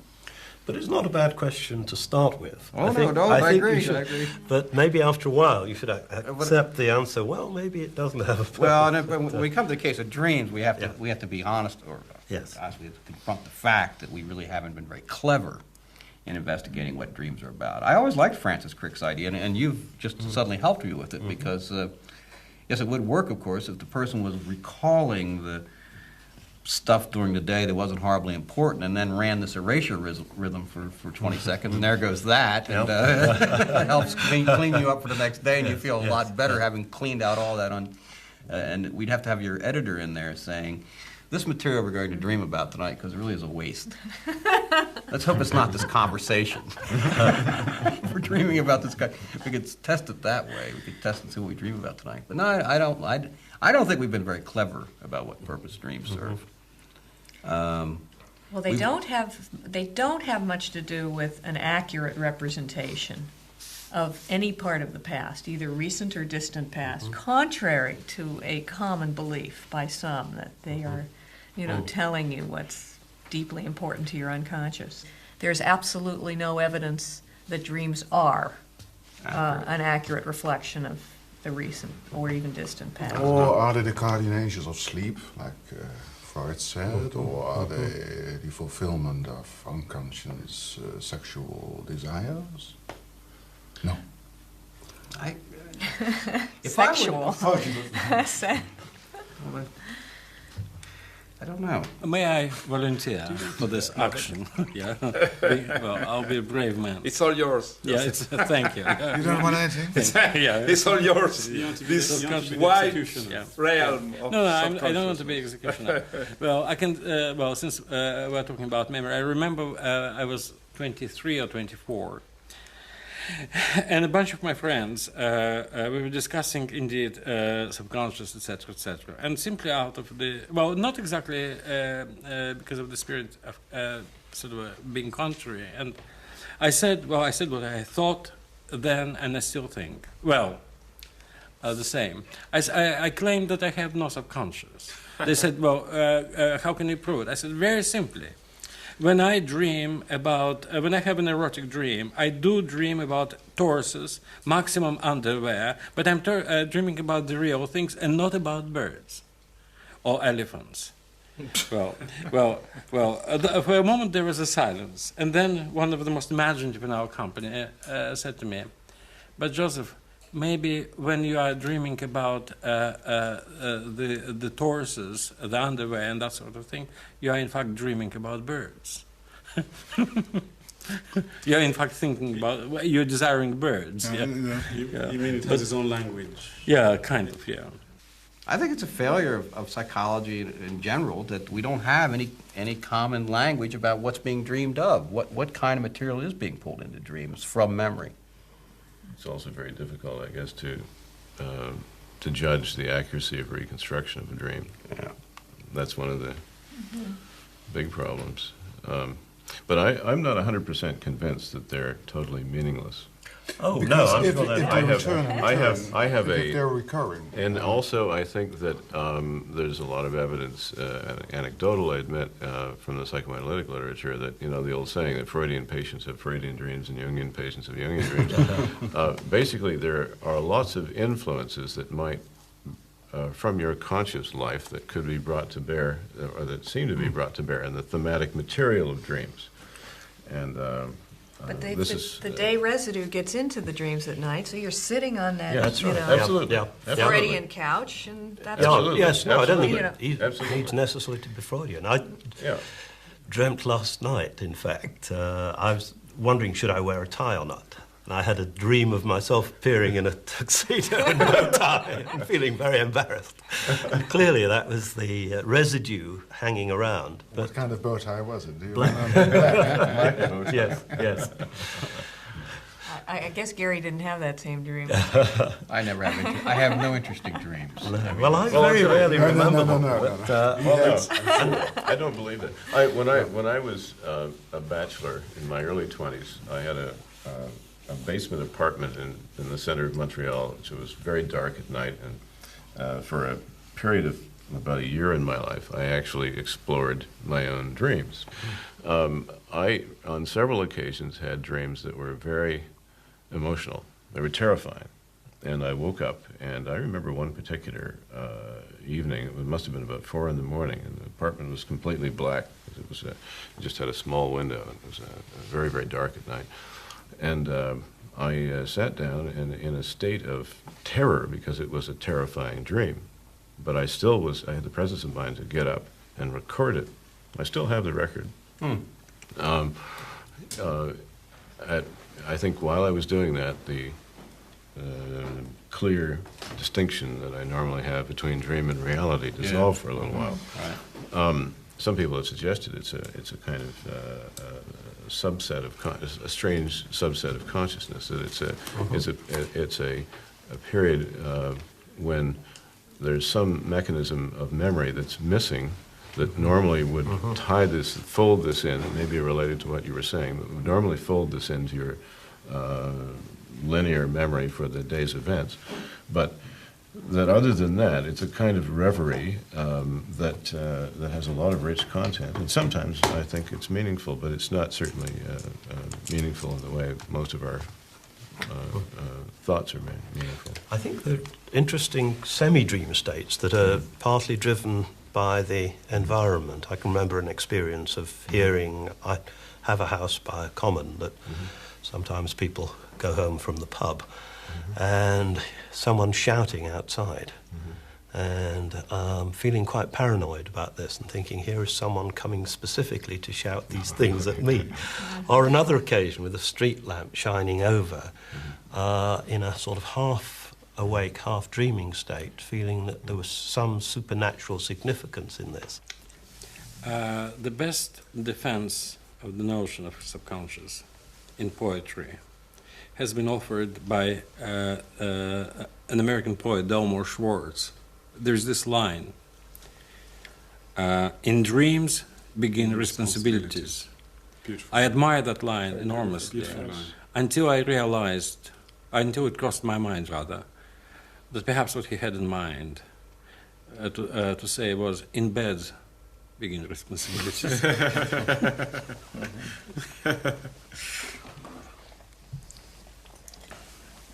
There is a kind of body sense, and you see that also when couples start sleeping together, and they work out a kind of geographical arrangement between the two of them in the bed, and yet they're asleep all night. They have no recall of this.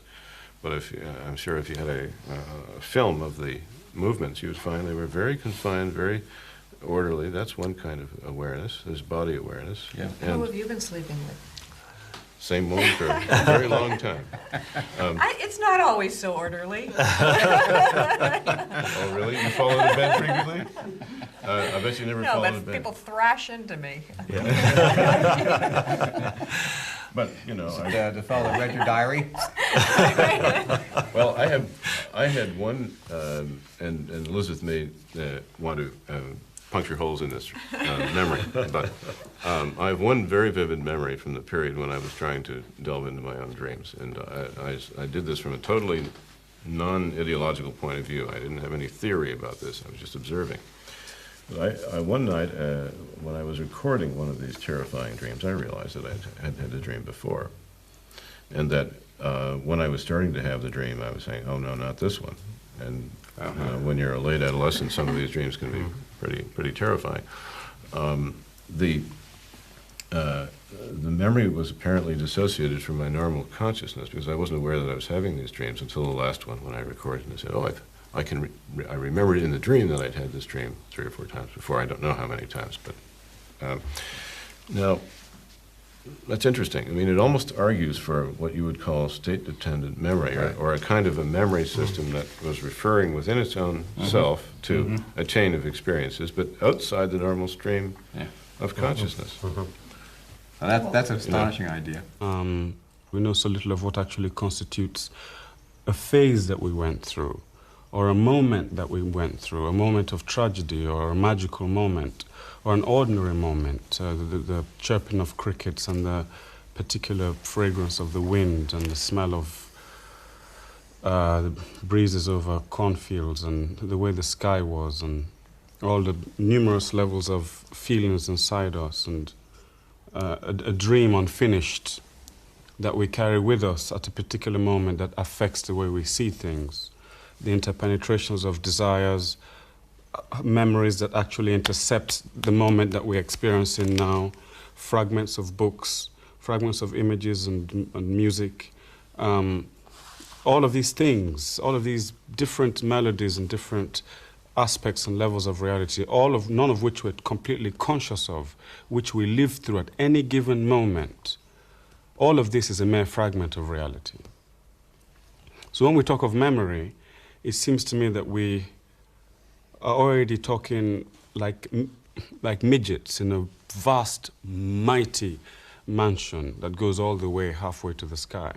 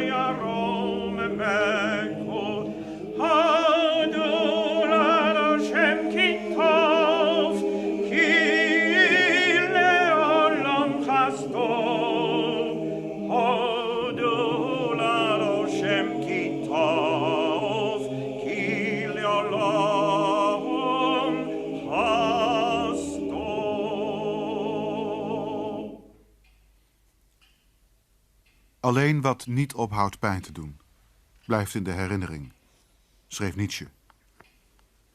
Dat zullen we een volgend maal bezien. Er is tenminste één gast, degene die net zong, die het a priori zal ontkennen. Ondanks alle ellendige herinneringen die hij lijkt te moeten meetorsen. En de anderen hier, die de verschrikkingen ook van binnen en buiten kennen. Auschwitz, de Gulag, de brand in de Wilhelminastraat, de Nigeriaanse burgeroorlog, een doodgewaande vader die plotseling tot leven komt en je jeugd terroriseert. Verwerkt of verdrinkt iedereen dat allemaal op dezelfde manier? We zullen zien. Vandaag rest nog één vraag. Niet waarom verdriet zo goed bewaard lijkt te worden in ons geheugen, maar waarom geluk juist zo slecht lijkt te worden bewaard. Als we het dan toch over de vervalsing van onze herinneringen hebben, dan is dit misschien de ultieme vervalsing. Did you want to mood indigo? That was interesting. Yeah. Where's the CD? Want the CD of it? Do you remember? You play it first, then I'll put the CD on. See how much you remember. Yeah.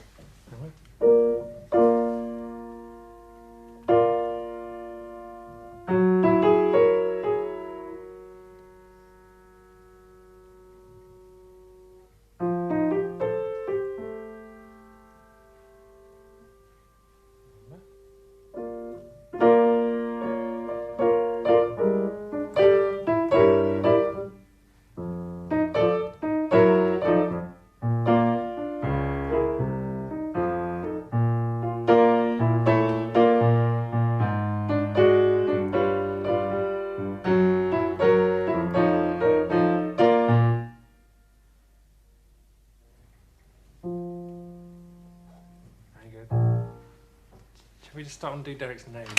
Crackers. I've got a tissue, Nanny. Yeah. It would be interesting to relate, memory to happiness or unhappiness.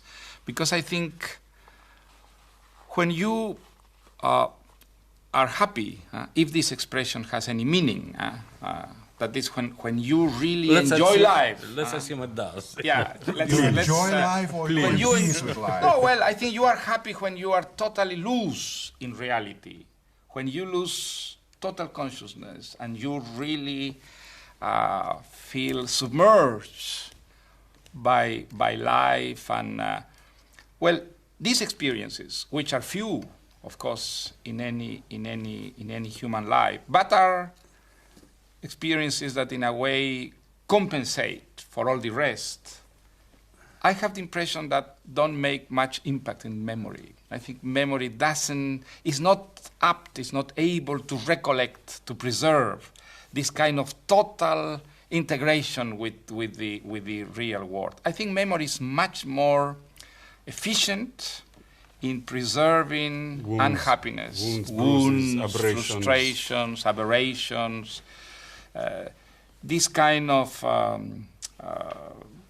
episodes that produce, long consequences in your life. Do you all agree that memory is very good at traumatic events and not being at peace with the world? It's something that one would like to sort of chew over, especially thinking about the cows you referred to outside coming here. Yeah. Yes.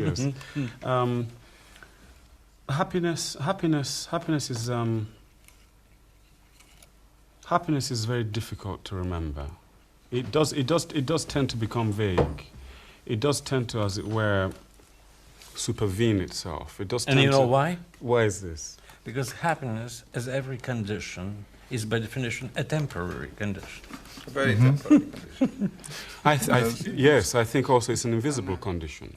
No, it's quite visible, but very often you may not remember the way your flame, your beloved, used to dress. Mm-hmm.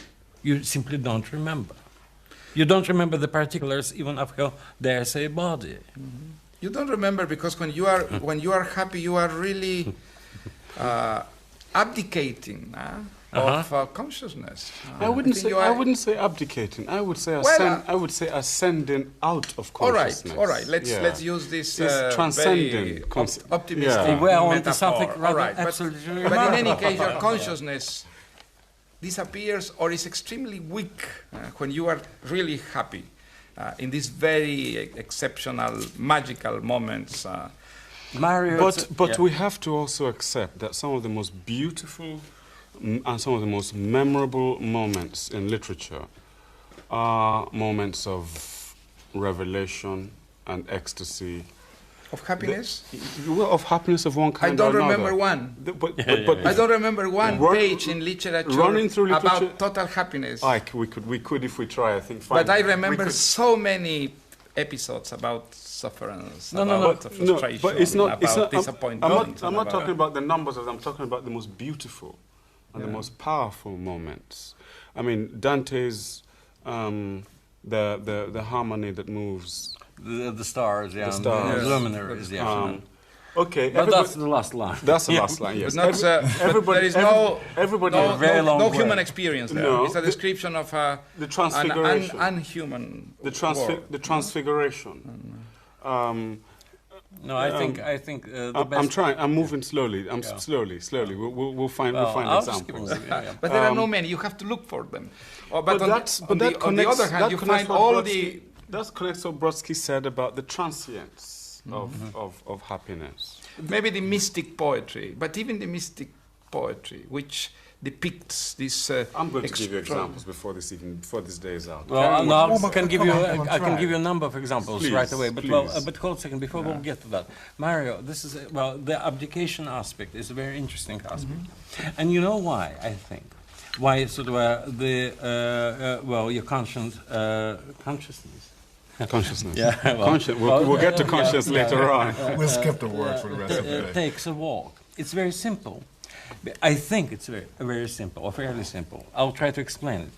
Because you see, the entire, and this is what I think we should be talking about, I think, in the final analysis, because the entire system of, entire biological system is geared to one thing, to survival, that is, or to existence, to continuing.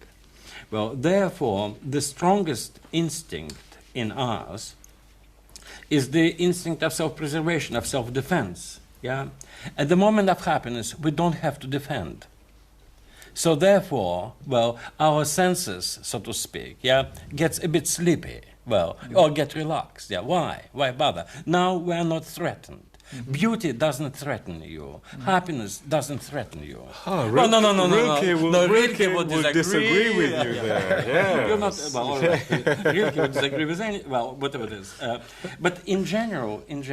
But you must find beauty more threatening than ugliness. I mean, the presence of a beautiful woman, wouldn't it be partially destroyed? No, I'd rather have the beautiful woman than the ugly experience. You'd rather be destroyed by beauty than by ugliness. There's no doubt about it.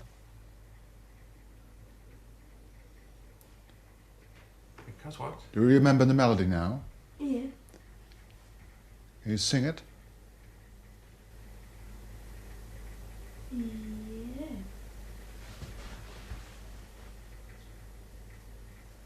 Da, da, da, da.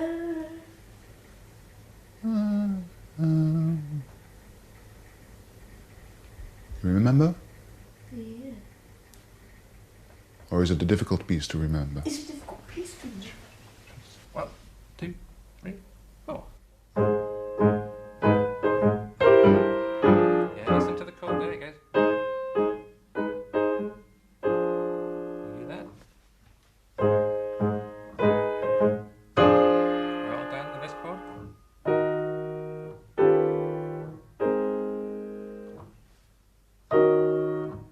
What I was trying to say is that happiness is not a very fertile raw material for literature. You know? I think happiness is wonderful, and that's what we would like to have. I've got a moment for you. Yeah. I have a moment for you. Okay, it's one of the most beautiful blending moments where these two things are so perfectly balanced as to raise happiness to an nth degree while containing it within a keyhole. It's that fantastic moment in Chartreuse. When Fabrizio, Chartreuse. Which moment? When Fabrizio is looking out through the cell. Well, that's why the entire novel is written. I think. Right. Yeah. For that scene. Just for that moment. When he gets when he gets locked up in his cell and he looks through the hole. And he's and sees his beloved. Yeah. But sees it from such an angle of restriction and from such. Cleda Conte was her name, yeah. Yes. Yeah. That the joy itself is multiplied. And that's one of the most memorable. I mean, everybody talks. That's one of the most memorable scenes in French literature. One of the most memorable. But then you notice it's made particularly sublime because of the conjunction of being in prison and the loved one and having that little space in between. So it's just a perfect balance between your preservation and your happiness as forgetfulness. No, he simply targets his object of his desire. Yes. It's a target. Maybe it's the way in which our memory also recollects this. But let me counter Ben. Yeah. I was about to do that myself. We have to talk about two things. Well, there is the happiness of the writer who writes this scene, and there's the happiness of the reader who reads this scene. Yeah. Well, and or happiness of the character. But the happiness of the writer may be the unhappiness of the characters. You know, well, what's usually the case. Yeah. Well, and happiness of the reader is both. Yeah, very often. Yeah. Well, to me, the scene that made me, since you mentioned Divine Comedy, well, the greatest scene that I think I know in literature Well, there are so many, but the great sin is the meeting between Dante, Virgil, and the Roman poet Statius. Well, it's in Purgatorio. Well, they bump into that old man. You remember the conceit? Well, they bump into somebody and they ask who he is, etc. And so Dante and Virgil bump into this man, and he says, "My name is Statius, and my only claim to fame, so to speak, well, in significance, that I lived in Italy at the same time, under the same sky, breathed the same air as Virgil did." And Dante can't help smiling at this remark, simply because Virgil stands next to him. He looks at Virgil, Virgil says, "Don't say a word," yeah. So he smiles, and Statius gets terribly angry. He said, "Why are you smiling, son of a bitch? What's so funny?" Yeah. This means a lot to me. Yeah, this means a lot to me. Well, he looks again to Dante looks again at Virgil. Virgil says, "Don't say." Well, so for a while it continues. Then Statius gets angry and angry, and then Dante turns to Virgil, and Virgil says, "Okay, go ahead, break it to him." And he says, "I'm smiling simply because the man whom you love so much and of whom you spoke so highly, well, stands next to me. That's him. That's Virgil." At these words, Statius falls on his knees and kisses Virgil's sandal.